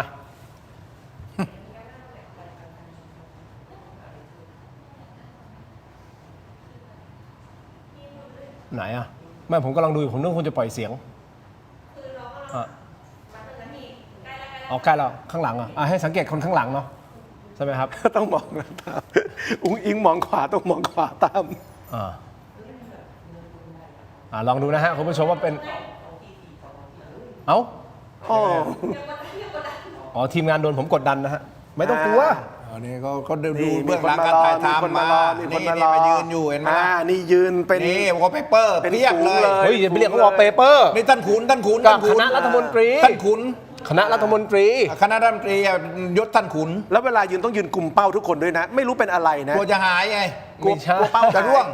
โอ้ยเขายืนเป็นสุภาพนี่ อ่ะ มีไหมอ่ะ เป็ดเดี๋ยว โอเค ไปดูกันต่อหาไม่ยากหาไม่ยากหาไม่ยาก อาจารย์ต้องไป มีคน ใช่ใช่ อาจารย์ศิโรจน์ต้องไปหน่อยเดี๋ยวพี่เทพไทยอยู่กับผมแป๊บหนึ่งสั้นๆนิดเดียว เหรอ แต่มีอีกนิดนึง อยู่ทั้งคืนก็ได้ อุ้ยอย่างนั้นเหรอ คือถ้าคุณจะพลอดรักกันคุณให้ผมออกไปก่อนได้ไหมครับ คือคุณจะให้ผมเป็นก้างขวางคอความรักของคุณสองคนเหรอ ผมรู้สึกยังไงอ่ะผมต้องเห็นพี่เทพไทยอายุ 70 กับทินซึ่งมีลูกมีเมียพลอดรักกันคิดหัวใจผมไปเป็น อายุ งไง 48 เอ้ย นี่ โอเค มี แจ ค ก น ของ มีคนบอกว่าอะไรนะ มีคนทินเทพโรดโคตรจะเฟี้ยว โอ้โห หรือเทพทินโรดโคตรจะเฟี้ยว โรดทินเทพโคตรจะเฟี้ยว อันไหน ได้หมดเอาละฮะ 10 20 30 40 10 20 30 40โอเค ผมจะเล่นรายการ ขอบคุณมากครับ นี่นะขอบคุณครับอาจารย์เดี๋ยวผมค่อยขายของแต่ผมขอมอบของให้อาจารย์ ได้เลยครับ นี่นะครับอาจารย์ครับนี่ ขอบคุณครับ มายบาซินใช่ไหมครับแล้วก็ ใช่ มี ครับ อ้อยอันโอสถนะฮะแล้วก็มีแอปส์ เย่ นะครับให้นะครับเรียบร้อยมีอะไรอีกไหมแค่นี้ใช่ไหมทีมงานโอเคเนาะ ได้เลยครับ ขอบคุณมากครับ ขอบคุณครับพี่เทพไทยขอบคุณครับทีมขอบคุณทุกคนครับ ขอบคุณครับ อาจารย์ต้องไปก่อนอาจารย์ต้องไปก่อนเอามา เราพูดคุยกันต่อยังไงคุณเรืองไกรนิดนึงประเด็นที่ถาม ทำไมคุณไกร เนี่ยที่ไปยื่นสอบแบบเนี้ย ก็เป็นสีสันทางการเมือง อ๋อคือคุณเทพไทยมองเป็นสีสัน เป็นสีสันทางการเมืองก็เป็นการแสดงเป็นคุณก็เห็นเนี่ยพวกนักร้องทั้งหลายแหล่เนี่ยก็ร้องก็ว่ากันไปใครมีหน้าที่อะไรทำอยากจะทำอะไรก็ทำอย่าไปสนใจมากไอ้ก็มีหน้าที่ชี้แจงก็ชี้แจงไปถ้าชี้แจงได้แล้วถ้าหากว่าแกร้องแล้วไม่มีสาระไม่เป็นเงินแกก็เสียหายเองไงก็นักร้องบางคนรุ่งก็มีบางคนก็ร่วงก็มีเห็นไหมล่ะ ครับ ก็ไม่มีอะไรก็ทำตัวเองทั้งนั้นอยู่ที่ผลงานของการกระทำ ฮะคราวนี้ตัดภาพมาที่คุณไอซ์หน่อยนะฮะคุณไอซ์เขาโพสต์โหวตสสภูมิใจไทยออกมาปกป้อง THAI Passport นะฮะวันนี้ตอนประมาณสักบ่าย2:30นะคุณไอซ์ก็ได้โพสต์ Facebook บอกว่าเชิญชวนพ่อแม่พี่น้องประชาชนร่วมโหวตเพื่อให้คะแนนบุคคลที่เรียงหน้ากันออกมาปกป้องโครงการ THAI Passport 1,600 ล้าน และโอ้คุณชัยชนกนะครับคุณผู้ชมนี่และแกแบบลิสต์มาให้ชาวเน็ตโหวตกันเลยนะฮะนี่ฮะอย่างนี้แหละลีลาของใครโดนใจคุณมากที่สุดนะฮะเต็มไปหมดเลยคุณผู้ชมให้โหวตกันแบบนี้เลยนะฮะมีใครบ้างมีปลัดกระทรวงดีนะมีสสนครพนมเขต3ใช่ไหมฮะประธานคณะกรรมการสื่อสารโทรคมนาคมแล้วก็ดิจิทัลเพื่อเศรษฐกิจและสังคมนะครับยังมีคุณบุญธิดาสมชัยรัฐมนตรีช่วยว่าการกระทรวงดิจิทัลเพื่อเศรษฐกิจและสังคมคุณสุภชัยใจสมุทรเป็นต้น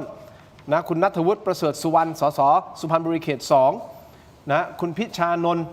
อิงประสานสสจังหวัดตราดพรรคภูมิใจไทยคุณชาดาไทยเศรษฐ์สสจังหวัดอุทัยธานีพรรคภูมิใจไทยที่คุณชาดาออกมายืดอกยอมรับว่าภูมิใจไทยสนิทกับแพลน B จริงนะยังมีคุณสันคุณอะไรเนี่ยอาสพลป่ะ อั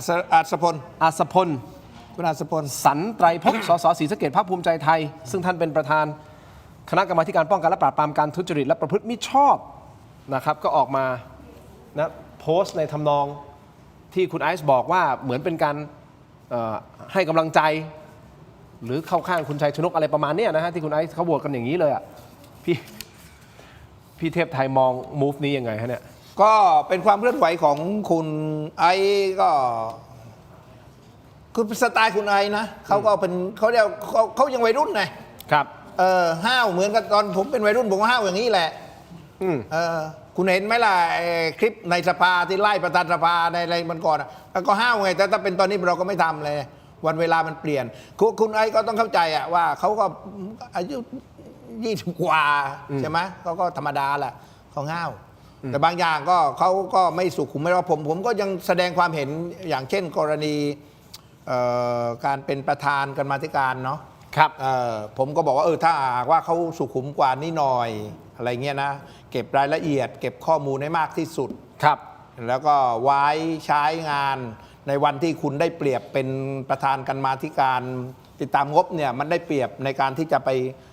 ล้วงข้อมูลหรือเรียกข้อมูลมา ซึ่งเขาต้องให้คุณก็ต้องเก็บสะสมข้อมูลก็ไม่ต้องเปิด ก็รอไปเปิดวันอภิปรายไม่ไว้วางใจหมัดเด็ดอะไรที่สำคัญก็อยากขายซะก่อนเดี๋ยวเขาบอกว่าโอ้โหมาเป็นหน้าหนังสือพิมพ์ออกเป็นข่าวแล้วตัดหนังสือพิมพ์ตัดแปะมาอภิปรายเก็บไว้อะไรเด็ดๆแล้วก็ไปอภิปรายเสร็จแล้วก็ค่อยไปยื่นปปชเสร็จก็ไปศาลฎีกาแผนกคดียาผู้ดำรงตำแหน่งการเงินทำให้มันเป็นขั้นตอนอันนี้ถ้าหากว่าจะให้ผมเป็นที่ปรึกษาก็โอเคนะ อภิปรายไม่ไว้วางใจคุณเทพไทยคิดว่าจะถูกหยิบประเด็นนี้ขึ้นมาไหม ตอนนี้โดนอยู่แล้วโอ้โหไอ้นี่แหละผมว่าดีหนึ่งประเภทหนึ่งคือหมายความอันดับแรกเพราะฉะนั้นเนี่ยก็เตรียมข้อมูลไว้ดีระหว่างนี้เก็บข้อมูลอย่าบ้านผมก็เลยอยากกินโลนใช่ไหมคืออย่ามันเสียของอ่ะ และถ้าสมมติเกิดก่อนที่จะมีการอภิปรายไม่ไว้วางใจสมมติเกิดนะผมไม่รู้จะเกิดขึ้นหรือเปล่านะถอยโครงการนี้ไม่เดินต่อไม่ดันถอยยกเลิกยังจะโดนอภิปรายไหมก็มีการอภิปรายเขาก็อาจจะโดนอีกอ่ะเป็นการอภิปรายพูดถึงผลงานที่ทำมาก็ยังได้ยังพูดได้อยู่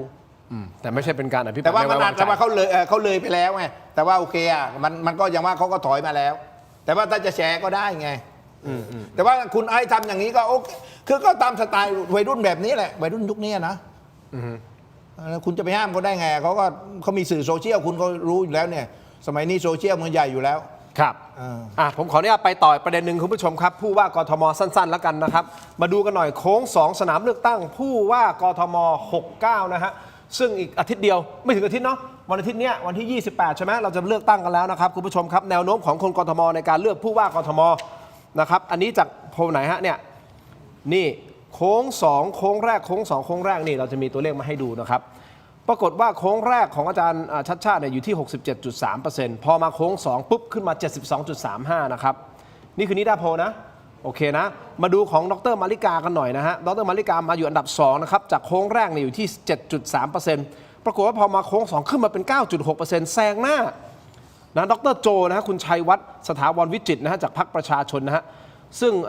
ดร.โจจาก 8.2 ขึ้นมาเป็น 8.8 แต่ก็ยังตามหลังดร.มาริกาอยู่ดีนะครับอันดับ4ก็คุณอนุชานะจากพรรคประชาธิปัตย์นะฮะยังไม่แน่ใจเนี่ย 2.7% นะยังไม่แน่ใจนะคุณเทพไทยนะครับแล้วก็ท่านหม่อมหลวงกรกสิวัตรเกษมศรีนะฮะมาอันดับ 6 1.35% คราวนี้พอมาพูดอย่างเงี้ยถ้าตามโพลอย่างเงี้ยก็คือเท่ากับว่าอาจารย์ชัดชาติลอยลำมาโอ้โหถ้าตามโพลอย่างนี้ถ้าภาษาบ้านผมนะครับเขาเรียกว่าเปิดถ้วยแทง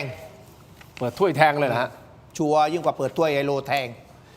ไม่ผิดไงเปิดถ้วยแทงจะผิดได้ไงใช่ไหมไม่ใช่อย่างอื่นนะอย่างอื่นเปิดแทงมาจะผิดก็ได้นะ แต่ว่าเปิดไฮโลนี่เปิดถ้วยแทงไม่มีผิดก็แล้วกัน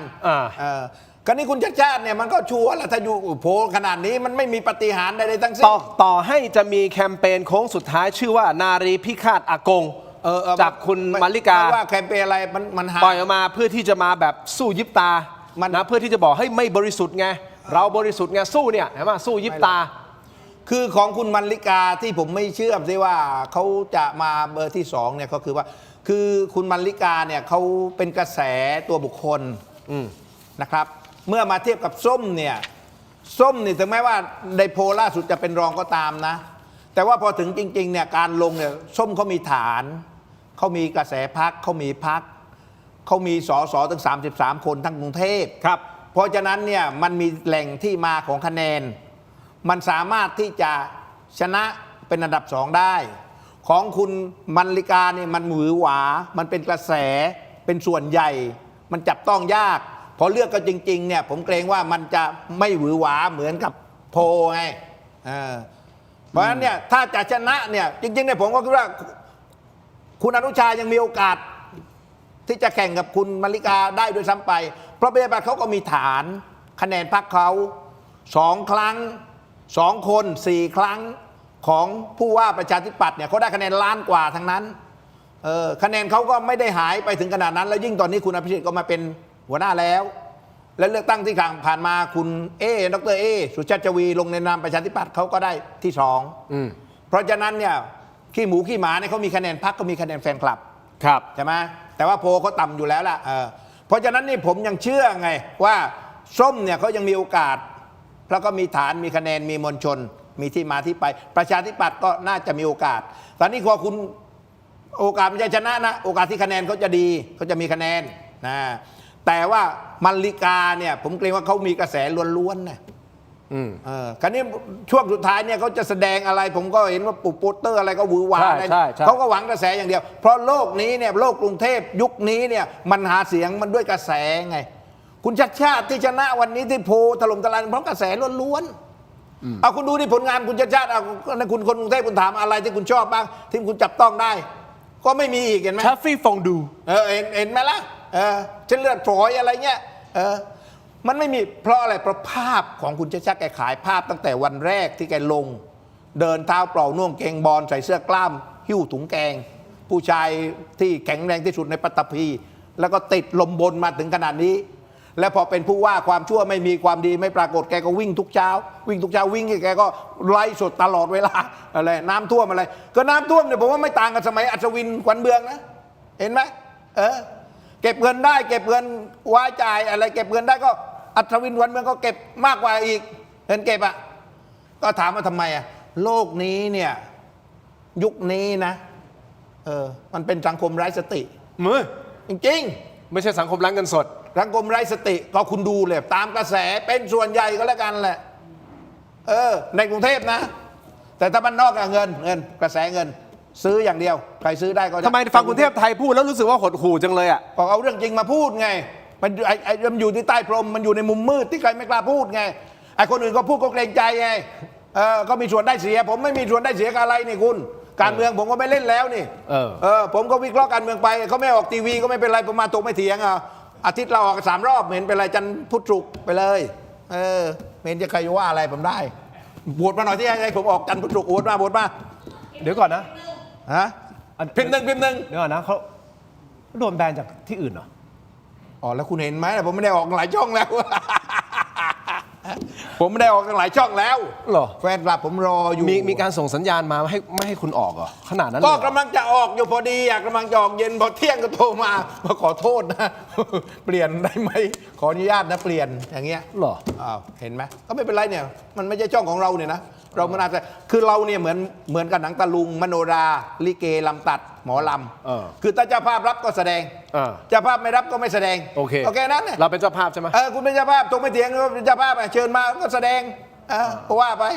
คุณไม่เชิญมาผมก็เป็นเดินอยู่แถวข้างตึกปนเปี้ยนอยู่เผื่อใครมาสายไงใครชอบฟังคุณเทพไทยวิเคราะห์การเมืองนะฮะกด1กันมาหน่อยกด1กันมาหน่อยนะครับแล้วถ้าไม่ชอบให้กด2มาสู้กันหน่อยดิสู้กันหน่อยดูนะเดี๋ยวได้ที่1นี่แปลว่าอะไร1เยอะมากไงชอบมากแสดงชอบมากโอเคเห็นไหมล่ะนะฮะโหวตกันมาแล้วคุณอยากให้โครงการ THAI Passport เดินหน้าต่อหรือไม่เชื่อหัวเรื่องยังเห็นไหมมากันฮะเดี๋ยวจะพูดเรื่องค่าไฟนิดนึงนะฮะคุณเอกนัทพร้อมพันธ์ท่านรัฐมนตรีว่าการกระทรวงพลังงานนะครับก็นะเป็นประเด็นไวรัลนะครับในรายการกรรมกรข่าวคุยนอกจอของพี่สรยุทธสุทัศนจินดาพี่ยุทธครับขออนุญาตพี่นะครับก็บอกว่าค่าไฟสำหรับไฟถนนและพื้นที่สาธารณะถูกรวมอยู่ในบินค่าไฟของประชาชนมาแล้วเป็น10 ปีเฮ้ยจริงหรือเปล่านี่เราช่วยจ่ายด้วยเหรอคุณผู้ชมรู้ไหมนี่มีแต่คนกด1มาว่ะโหสุดยอดอ่ะไม่มีใครกด2เลยอ่ะถ้าใครกด2จะตามถึงบ้านเลยโอ้ไม่มีใครกด2เลยอ่ะโอ้ยพี่เทพไทยแสดงว่าพี่ต้องมาจัดอะไรพี่ต้องมาอยู่ในรายการถกไม่เถียงซักทุกวันเลย3 เดือนครั้งละใช่ไหมชอบจัดเฮ้ยสุดยอดครั้งเลยอ่ะล้อเล่นคุณผู้ชมเคยคิดไหมว่าค่าไฟคุณรู้ไหมถามจริงเหรอคุณรู้ไหมว่าค่าไฟของไฟที่สาธารณะไฟถนนน่ะมันรวมอยู่ในค่าบินของเราอ่ะผมไม่รู้ผมนึกว่าองค์กรท้องถิ่นจ่ายนี่ขนาดผมฉลาดแล้วนะยังไม่รู้เลยอ่ะผมว่าผมฉลาดมากแล้วยังไม่รู้ว่าคุณโอเคเดี๋ยวมาคุยเรื่องนี้ผมขออนุญาตขายของก่อนแป๊บหนึ่งนะคุณผู้ชมครับนี่คือเม็ดอมซิงค์พลัสจากไมบาซินนี่ธรรมากินนี่ฮะไมบาซินเม็ดอมซิงค์พลัสนะฮะเกรเตอร์ฟาร์มานะครับจัดให้เต็มครับมี3สูตรที่มีคุณประโยชน์จากวิตามินหลากหลายชนิดครับเม็ดอมซิงค์พลัสวิตามินซีและโคคิวเทนกลิ่นองุ่นมะนาวเม็ดอมซิงค์พลัสลูทีและบิวเบอรี่กลิ่นแบล็คเคอร์เรนต์เม็ดอมซิงค์พลัสเบต้ากลูแคนกลิ่นสตรอเบอรี่นะครับซิงค์มีส่วนช่วยในการทำหน้าที่ของระบบภูมิคุ้มกันและกระบวนการต่อต้านอนุมูลอิสระถ้าเจ็บคอ อไอหรืออยากเสริมภูมิคุ้มกันนะครับเลือกไมบาซินจากเกรเตอร์ฟาร์มาหาซื้อได้ที่ร้านสะดวกซื้อซุปเปอร์มาร์เก็ตร้านขายยาทั่วประเทศไมบาซินจากเกรเตอร์ฟาร์มาก้าวสู่60 ปีอย่างมั่นคงและยั่งยืนขอบคุณมากๆครับไมบาซินครับเราอยู่ได้เพราะสปอนเซอร์ใจดี โอเค อยู่เคียงข้างถกไม่เถียงนะครับรวมถึงอ้วยอันโอสถนะฮะต้องขอบคุณจริงๆเลยนะครับยาน้ำแก้ร้อนในเขากุยจากอ้วยอันโอสถนี่คือยาดมสมุนไพรตามังกรทองมอบให้ก่อนนะครับแต่ผมขอแนะนำยาน้ำแก้ร้อนในเขากุยจากอ้วยอันโอสถเช่นเดียวกันนะครับบรรเทาไข้ตัวร้อนทานได้ทั้งเด็กและผู้ใหญ่นะครับมีจำหน่ายตามร้านขายยาทั่วประเทศอ่านคำเตือนในฉลากและเอกสารกำกับผลิตภัณฑ์ก่อนใช้นะครับยาน้ำแก้ร้อนในเขากุยจากอ้วยอันโอสถนะครับวิ่งซึ่งอันเฉียนฟี่ชังกันเชียขอบคุณมากๆนะครับขอบคุณมากนะครับอ้วยอันโอสถนะฮะที่อยู่เคียงข้างถกไม่เถียงนะครับส่วนโปรโมชั่นดีๆคุณผู้ชมครับสำหรับสายช็อปออนไลน์โครงการไทยช่วยไทยนะครับนี่เพิ่มรายได้ SME ไทยคุณผู้ชมครับที่รวบรวมสินค้าดีนะสินค้าเด็ดนะฮะจากผู้ประกอบการ SME ของไทยทั่วประเทศตอนนี้กรมพัฒนาธุรกิจการค้าจับมือกับ Thailand Postmart จัดแคมเปญกระตุ้นเศรษฐกิจนะครับแจกส่วนลดกันแบบจัดเต็มนะฮะซื้อ200จ่ายแค่100เดียวที่ Thailand Postmart นะครับตั้งแต่วันนี้จนถึงวันที่ 25 มิถุนายนนี้นะครับเพราะฉะนั้นคุณผู้ชมเข้าไปเลยนะครับเข้าไปที่ Thailand Postmart แพลตฟอร์มของคนไทยแท้ๆและสินค้าคุณภาพของคนไทยผู้ประกอบการชุมชน SME ไทยอยู่ในนี้นะครับคุณผู้ชมครับเข้าไปเลยฮะซื้อ200จ่าย100โค้ดมีจำนวนจำกัดเพราะฉะนั้นรีบเข้าไปกดโค้ดแล้วครับของดีครับ Thailand Postmart จัดให้กรมพัฒนาธุรกิจการค้าด้วยนะฮะซื้อมาฮะไทยช่วยไทย เนี่ย ได้ออกทีวีแล้วคุณฟาน โอ้ยนี่คุณนี่ไอ้จิ้น มาจากจังหวัดอะไร จังหวัดปัตตานีครับ ปัตตานี นี่โอ้อยู่ใต้ นั่นตัว ภาคใต้ อยู่ปากใต้อยู่ปากใต้ ปากใต้ ปัตตานีพูดยาวีอ่ะ พุทธยาวี อัสสลามุอะลัย อา กุ วุธ ม การอยู่ในกรุงสลาม โอเคพูดได้ไหม พูดได้ดิผมก็คนใต้พูดหรือว่าคุณว่าผมคนกรุงเทพอ่ะ โอเคคุณ เอาละ ขอบคุณมากขอบคุณครับขอบคุณครับ ไอ้นี่คุณดูเดี๋ยวคนนี้คนกดหนึ่งผมทั้งนั้นเลยนะ เอออ ไรผมขอเวลาขอบคุณหน่อยได้ไหม เดี๋ยวก่อน เขาก็กดมา ผยังไม่ให้คุณ ฮะ ผมยังไม่ให้เวลาคุณ ผมยังไม่เวลา คุณรอแป๊บหนึ่งผมอยากจะขอขายของนิดนึง ไม่ผมกลัวจะมีสองเข้ามา เจ๊วรรณาหมอนทองระยองนี่คือทุเรียนทอด เชื่อไหมวันนั้นที่เขามา แล้วผมเป็นคนไม่กินทุเรียน เหรอ ปรากฏว่าผมแบบโอเค ผมยอมคามิคาเซ่ลองหน่อย ติดใจเลยใช่ไหม กินแล้วใช่ไหมเปิดได้ไหม อร่อยมาก เปิดได้ไหมเปิดเลยนะอ๋อนี่เปิดอยู่แล้วเหรอ เอาอยู่แล้วมา นี่ อ๋อนี่อ่ะ ผมเป็นคนไม่กินทุเรียน แล้ว แต่เชื่อไหม คุณกินแล้วติดใจ พอเจอนี้ลองดู เออ เขาบอกว่ากินแล้วจะหยุดไม่ได้ จริงเหรอ ทุเรียนหมอนทองจากระยองนี่ โอ้โหนี่นะ ถูกปากพองถูกลิ้นพองเคี้ยวแล้วก็กลืนเลยละ ของดี เข้าไปที่ Thailand Postmart ครับ มีโปรโมชั่นอยู่ตอนนี้ เจ๊วรรณาหมอนทอง หมอนทอง ทุเรีน ระยอง หมอนทองระยองอบกรอบเกรด A ใช่สุดยอด very good ขอบอกเลย very good สุดยอดทางมะพร้าวเลย very good เดี๋ยวก่อนครับ พอแล้วพี่ ก็ขายต่อ ฮะ เอาไปขายต่อ ของทีมงาน นี่เอาไปขายต่ออยู่ ผมมีขายของให้ อันนี้ผมอยากให้พี่จริง ๆ หลังจากพี่ทานตรงนี้เสร็จนะครับ อันนี้ไม่ใช่ของกินนะครับ เอาไปใช้ในห้องน้ำครับพี่ โอเค เพราะว่าห้องน้ำที่ดีเนี่ยสะท้อนถึงภาพลักษณ์และรสนิยมที่ดี พี่เป็นคนรสนิยมดีไหมครับ ดีมาก เพราะฉะนั้นพี่ต้องใช้ตัวนี้ ได้ ค โอ รับ เค นี่ครับแอ อั ป นนี้ ยูโรโนครับ อันนี้ไว้ในห้องน้ำไม่ได้ทาไม่ได้กินไม่อะไรนะ ไม่ใช่ครับ นี่เป็นผลิตภัณฑ์ดับกลิ่นโถปัสสาวะชายครับที่จะเปลี่ยนห้องน้ำของคุณให้หอมสะอาดมีระดับครับ พี่อยากมีระดับพี่ต้องใช้ครับเหมาะอย่างยิ่งสำหรับโรงแรมร้านอาหารและทุกครัวเรือนครับมีให้เลือกใช้งานทั้งแบบแผ่นชีตแบบก้อนและแบบแขวนสำหรับโถสุขภัณฑ์สุภาพสตรีนะครับสร้างความประทับใจด้วยความสะอาดและกลิ่นหอมเลือกกลิ่นที่ดีกว่าในห้องน้ำด้วยแอป Urinal นะครับหาซื้อได้แล้ววันนี้ที่ Shopee Lazada TikTok และ thailandpostmart.com ร้าน Thai Detergent Shop ครับ thailandpostmart.com ครับจัดไปฮะจัดไปครับขอบคุณมากครับแอป Urinal ครับมีอีกไหมครับ หมดแล้วอ่ะ พี่เทพไทยสงสัยพี่อ่ะ ไม่ผมจะขอบคุณมากนี่มันหนึ่งทั้งนั้นเนี่ยคุณดู โอเค ตองหนึ่งโฟ คุณ หนึ่ง คุณ ไฟหนึ่งซิกหนึ่ง คุณอยากจะสื่อสารกับแขกกับ ไม่ กับ ผม แฟนๆ ขอบคุณ ใช่หม ไง อย่าพึ่งคุณตอบคำถามนี้ผมให้ได้ก่อน ทำไม ตอนนี้คุณขิงเอกนัทแจ้งว่ากำลังเตรียมทบทวนนะฮะให้มีการแยกบัญชีและแยกบินค่าไฟสาธารณะให้ชัดเจน ก็คือต้องติดมิเตอร์แยก โดยให้หน่วยงานราชการรับผิดชอบไปทำเรื่องของงบประมาณมาจ่ายค่าไฟในส่วนนี้เอง ตอนนี้เกิดคำถามครับในเมื่อเราทุกคนต้องจ่ายภาษีท้องถิ่นและภาษีที่ดินไปแล้วเนี่ยทำไมยังต้องมาแชร์ค่าไฟในบินบ้านของเราอีกอะคุณเทพไทย ผมงง ผมไม่เคยรู้นะ เออ คุณผู้ชมรู้ไหมผมไม่เคยรู้นะ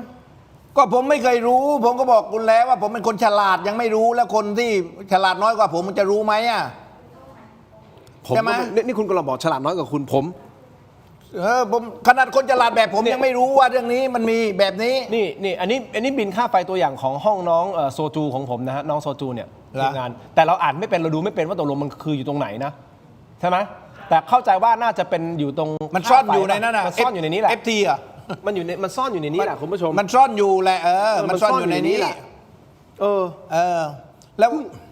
เขาก็หักจากในนี้แหละไม่รู้หักตัวไหนจากค่ามูลราคาเพิ่มจาก FT หรือจากอะไรมูลค่าเพิ่มเขาหักไม่ได้จาก FT อ่ะผมว่า มันอยู่ในค่าไฟฟ้านี่แหละ EF Electric Charge เนี่ย974 บาทเนี่ยมันอยู่ในเนี้ยมันฝังอยู่ในเนี้ย ใช่ ซึ่งเดี๋ยวก่อนนะไอ้ไฟสาธารณะกับไฟถนนมันมาหักจากโอ้โหแล้วประชาชนใช้ไฟกันเท่าไหร่อ่ะหัก คือ เนี่ย ความ สมมตินะ2%หรือ5%เดียวในนี้มูลค่ามหาศาลเนาะ มาหักจากเราอ่ะ คือความเข้าใจผมเนี่ยนะความเข้าใจผมก็คือว่าถ้าในเขตเทศบาลเนี่ยคิดว่าเทศบาลจะจ่ายใช่ไหมแล้วก็ทางไฟถนนถ้าถนนทางหลวงเนี่ยก็งบประมาณทางหลวงจ่ายถ้าทางหลวงชนบทก็ทางหลวงชนบทจ่ายใช่ไหมเขาคิดว่าอย่างนั้นไงเพิ่งมารู้นะเนี่ยนะมันไม่รู้ว่าอย่างนี้เหรอ คุณโบเรื่องเนี้ยถ้าเป็นไปได้เรียนเชิญท่านเอกนัทมาไหมผมอยากรู้มันเกี่ยวข้องกับพวกเรานิดนึงเนาะแล้วเดี๋ยวจะถามท่านด้วยว่าตกลงไอ้ นี่แหละปัญหา น้ำมัน ปากท้องเลย น้ำมันตกลงไปถึงไหน จับได้ยังไงโม่ง ไม่รู้ ไอ้โม่งกับคลุมโปงอยู่ที่ไหน ลองดู แต่ที่แน่ๆคุณเทพไทย ครับ มีคนกด1เต็มไปหมด ยังไม่เห็นมีคนกด2อ๋อ ครับ มีคนกด2นี่กด 2 แล้วบอกว่าล้อเล่นครับกด1ต่ออ้าว ชอบโอเคผมขอบคุณหน่อยได้ไหม เชิญผมให้พื้นที่ตรงนี้เลยเชิญครับ ก็โอเคขอให้สุขภาพผมจะให้พร ไม่ได้ให้ เอาไม่อวยพรขอบคุณมากโอเคดีมากเลยเนี่ยเห็นไหมแสดงว่ามีคนชอบผมมากเลยนะนี่ผมเพิ่งรู้นะว่าคนชอบขนาดนี้เนาะนี่ถ้าหากว่าผมรู้ว่าคนชอบผมมากขนาดนี้นะโอ้โหผมเลิกการเมืองมานานแล้วมาเป็นนักวิเคราะห์การเมืองอิสระนานแล้ว ไม่บ้าเป็นนักการเมืองสสมา20 ปีอ่ะจริงอ่ะไอเนี้ยผมมาถูกทางแล้วใช่ไหม ชัวร์ไหม ไรเวย์แล้วเนี่ยถูกทางแล้ว ถูกทางครับ มานี่มาถูกทางแล้ว พี่ต้องการแค่อย่างเดียว ทำไม พื้นที่ในการออก เขาไม่ให้อ่ะดิ ก็นี่ไง แหละ ปัญหามันอยู่ตรงนี้ รัฐบาลเนี่ยคุยกันควรอนุทินหน่อยได้ไหม เชิญ เรื่องคุยกับคุณอนุทินหรือคุณเนวินวะ เชิญครับ คุณว่า อนุทินคุณอนุทิน อนุทิน ท่าน นะ นายกท่านนายก แต่ว่าคนที่ใหญ่กว่าคุณอนุทินคือคุณเนวิน ไม่รู้คุณอนุทิน ก็คุณ เป็นนายก คุณอนุทินคนเดียวที่เตะคุณเนวินคนเดียวที่เตะก้นคุณอนุทิน อันนั้ ได้ นเขาแยกกันเขาเป็นพี่น้องกันแต่ว่าถ้าทางการเมืองท่านนายกต้องใหญ่ เตะโชว์ด้วยอ่ะแล้วแม่ผมเชื่อได้ไงอ่ะ การเมืองต้องท่านนายกใหญ่สุด ใหญ่สุดเหรอ ท่านนายก ขนาดไหนได้ใหญ่ ใหญ่สุด ผมไม่เชื่อหรอก ไอ้ที่ ผมว่าใหญ่ไงสู้ผมไม่ได้ ไอ้ยา จริงเหรอก็ ตำแหน่ง คุณ ตำแหน่งใหญ่ ตำแหน่งใหญ่คุณอนุทินยังไงนะช่วยบอกทีมงาน ผมเชื่อว่าคุณอนุทินไม่ยุ่งหรอกเรื่องแบบนี้นะแต่ว่าทีมงานพวกประเภทบ้านผมก็เรียกว่าพวกประเภทเหลือเสื้อผู้ใหญ่นวลคือโตเกินเสื้อไอ้พวกเนี้ยแหละมาจัดการมาพวกนี้แหละพวกที่ประเภท ไปจัดการนอกสั่ง หรือภาษาชาวบ้านเขาเรียกว่าน้ำล้างถ้วยเผ็ดกว่าน้ำแกงไอ้พวกนี้มันจะไปเพชรทูลเจ้านายว่าให้กีดกันผมอย่างโน้นอย่างนี้ใช่ไหมล่ะแล้วก็นายก็บางทีนายก็ไม่รู้เรื่องมันก็ไปสั่งเองว่านายว่า สั่งมาตามช่องต่างๆ เพื่อไม่ให้เอาผมใช่ไหมล่ะเพราะฉะนั้นคุณอนุทินกำชับ ว่าถ้าสั่งใครก็แล้วแต่ยกเว้นผมห้าม แต่ว่าทางที่ดีก็อย่าสั่งใครเลยให้ก็ได้ออกทีวีก็จะได้มีอิสระในการพูดในการได้คุยกับประชาชนแล้วประชาชนที่ฟังผมเนี่ยจะไม่เครียดพอไม่เครียดแล้วเส้นโลหิตในสมองจะไม่แตกถ้าคนเป็นมะเร็งเนี่ยก็จะไม่ลุกลามเพราะไม่เครียด ผมย้อนกลับไปได้ไหมสั้นๆ นิดเดียวนะฮะ ว่า คุณผู้ชมครับมีรัฐมนตรีท่านหนึ่งที่มาในรายการถกไม่เถียงตอนนั้นน่ะถ้าจำได้คือตึกสตงถล่มแล้วท่านรัฐมนตรีท่านนั้นมาในรายการรู้ไหมมันก็มีด่าแหละมีอะไรใช่ไหมแต่ท่านมานั่งรับฟังปัญหา แล้วก็เล่าว่าเขาทำอะไรยังไงบ้างนึกออกปะคือซึ่งท่านให้เกียรติกับผมนะท่านเท่านั้นก็คือคุณเอกนัทพร้อมพันธ์รัฐมนตรีว่าการกระทรวงอุตสาหกรรมณสมัยนั้นมันนั่งอยู่ในรายการถกไม่เถียง และตอบคำถามพยายามที่จะตอบได้อะไรที่เขาตอบได้เขาตอบไม่ได้เขาก็ยอมรับจริงๆว่าต้องไปหาคำตอบ แต่ให้จี้อ่ะนึกออกปะในหลายๆประเด็นอ่ะ เชิญเขาก็มานะขิงบอก ใช่ ว่า ใช่ เขามานะ เพราะฉะนั้นเนี่ย คุณบอกเลยว่า ผมถึงบอกว่ารัฐบาล เทพไทยมา ผมถึงบอกท่านรัฐบาล คุณมาเถอะคุณไม่ต้องกลัวเราไม่ได้ผมไม่ได้มีเรื่องเคืองส่วนตัวอะไรทั้งสิ้นนี่ถูกไหม แต่เปิดพื้นที่ให้ท่านอธิบาย ผมก็ถามในที่สังคมสงสัยถ้าท่านตอบได้ท่านตอบถ้าตอบไม่ได้ก็ไม่เป็นไรผมก็ข้ามก็ไปต่อนึกออกไหมผมไม่ได้จะเอาเป็นเอาตายฆ่าคุณกันนั่นไม่ใช่ไงนั่นไม่ใช่จุดประ ไม่ สงค์ ใช่ฆ่าคนคาจอ มันไม่ใช่จุดประสงค์จุดประสงค์ ใช่ คือต้องการให้อย่างน้อยคุณอธิบายแล้วให้สังคมได้เข้าใจคือสิ่งที่คุณอธิบายเขาอาจจะเข้าใจคุณเพิ่มขึ้นด้วยก็ได้นะดีกว่าที่เงียบและหลีกเลี่ยง ใช่ จริง คุณเชิญมาเลย เชิญมา จริง วันก่อนผมไปออกอีกช่องหนึ่งเขาเชิญเข้ามาแล้วก็ถามว่าจะให้ใครมานั่งประกบ แล้วก็ให้แกเลือกผมอะแกเลือกผมไปแกบอกขอพี่เทพไทยแกว่าไม่เครียดคุยแล้วแกขำแกหัวเราะแกพูดเรื่องเครียดๆพอฟังผมพูดแกขำแกขำแกก็ชอบ นี่ คุณ นี่ ใช่ คุณ ไหม คุณกำลังพูดถึงรายการของคุณเมย์อะครับ ใช่ของพรรคพวกคุณแหละคุณเมย์ เออ คุณเมย์แหละคุณเมย์ถามผมว่าเขาบอกคุณหญิงแล้วว่ายมาร่วมแล้วคุณหญิงถามว่าจะ คน เราก็นั่งกับใคร แล้วก็ให้คุณหญิงเลือกแกคุณหญิงบอกเลือกพี่เทพไทยได้ไหมโอ้ได้เห็นไหมผมได้รับเกียรติมากเห็นไหม คุณเมย์ กู คน เข้า ดัง ยา นั่งเค บ้า ลี ง ยร์ เลยผมอะ คุณเมย์คนดังนั่งเคลียร์ คนดังนั่งเคลียร์หรือนั่งทำอะไรก็ไม่รู้ ไม่รู้อะคุณเมย์ คุณเมย์แหละ เมย์สบายดีนะเมย์ไม่ได้เจอกันนานแล้วนะ คุยกันแล้วคุณคุย คุยแล้วไม่คุยแล้ว ดูเปล่าวันนี้ดู เขาดู ได้ไหม น่าจะดูอยู่ รายการเขาเลิกแล้ว ดูอ๋อเหรอ รายการเขาเลิกไงเขาต้องดูรายการเราไง อ๋อใช่หมายถึงว่ารายการไม่ใช่เลิกหมายถึงเลิกผิดเลยไม่ใช่นะ เลิกรายการ อ๋ จ อบ รายการ โอเค แล้ว จบรายการ เขาต้อง แล้วก็ มา มาดู ดูเราคุณบอกหน่อยเดี๋ยวไม่เชิญผมมานานแล้วนะไม่เชิญผมหลายสัปดาห์แล้วเหมือนกันนะ เมย์ เชิญพี่เทพไทยหน่อยดิ พี่เมย์ เออ น้องเมย์ เออ คุณเมย์พี่เทพไทยเขาเหงาแล้ว คุณเชิญเขาหน่อย เออ โอเค เห็นไหม นะโอเคนะ นั่นแหละเขาท้าทายผมว่าเทพไทยใครกระดกท้าผมว่าแน่จริง โอเค พิสูจน์ไหมอ่ะ โอเค ขอบคุณคุณผู้ชม โอเค ที่ติดตามนะครับ มาดูกันหน่อยนะครับโหวตอุ้ยน่ารักมากขอบคุณมากๆเลยนะครับ3,000 กว่าโหวต3,300 กว่าโหวตนะฮะคุณอยากให้โครงการ THA Passport เดินหน้าต่อหรือไม่อยากให้เดินหน้าต่อ 10% ไม่อยากให้เดินหน้าต่อ 90% ขอบคุณทุกท่านสำหรับการติดตาม ขอบคุณทุกท่านที่โหวตกันเข้ามาส่งกำลังใจให้กับพวกเราทุกๆ คนนะครับ แล้วก็ขอบคุณทุกท่านที่กดหนึ่งเข้ามา ใช่ เยอะแยะไปหมดครับ กดกันจนมือหยิกไปแล้ว ถ้าหากว่ามือหยิกก็เอายาหม่องทาอะไรทานะ แต่ถ้าเป็นลมก็นี่ใช่ไหมดม ครับ เห็นไหมโฆษณา จัด มากิน นี่เขาอยากจะมารายการเราอย่างน้อยอาทิตย์ละครั้ง 2 ครั้งนะเนี่ยเราจัดให้เขาหน่อยไหม ไม่เชิญหรอก เราพี่เทพไทยหายไปหลายๆวันอ๋อ จริงเหรอ โอเค สวัสดีครับสวัสดีครับ ขอบคุณมากครับพี่ เจริญพร เจอกัน เจอกันสวัสดี ข ค อ รั บบ คุณคุณผู้ชมสำหรับการติดตาม ทั้งหมดนี้คือตรงไปเที่ยงลาไปก่อนครับ สวัสดี ส ค วั รั สดีค บ รับ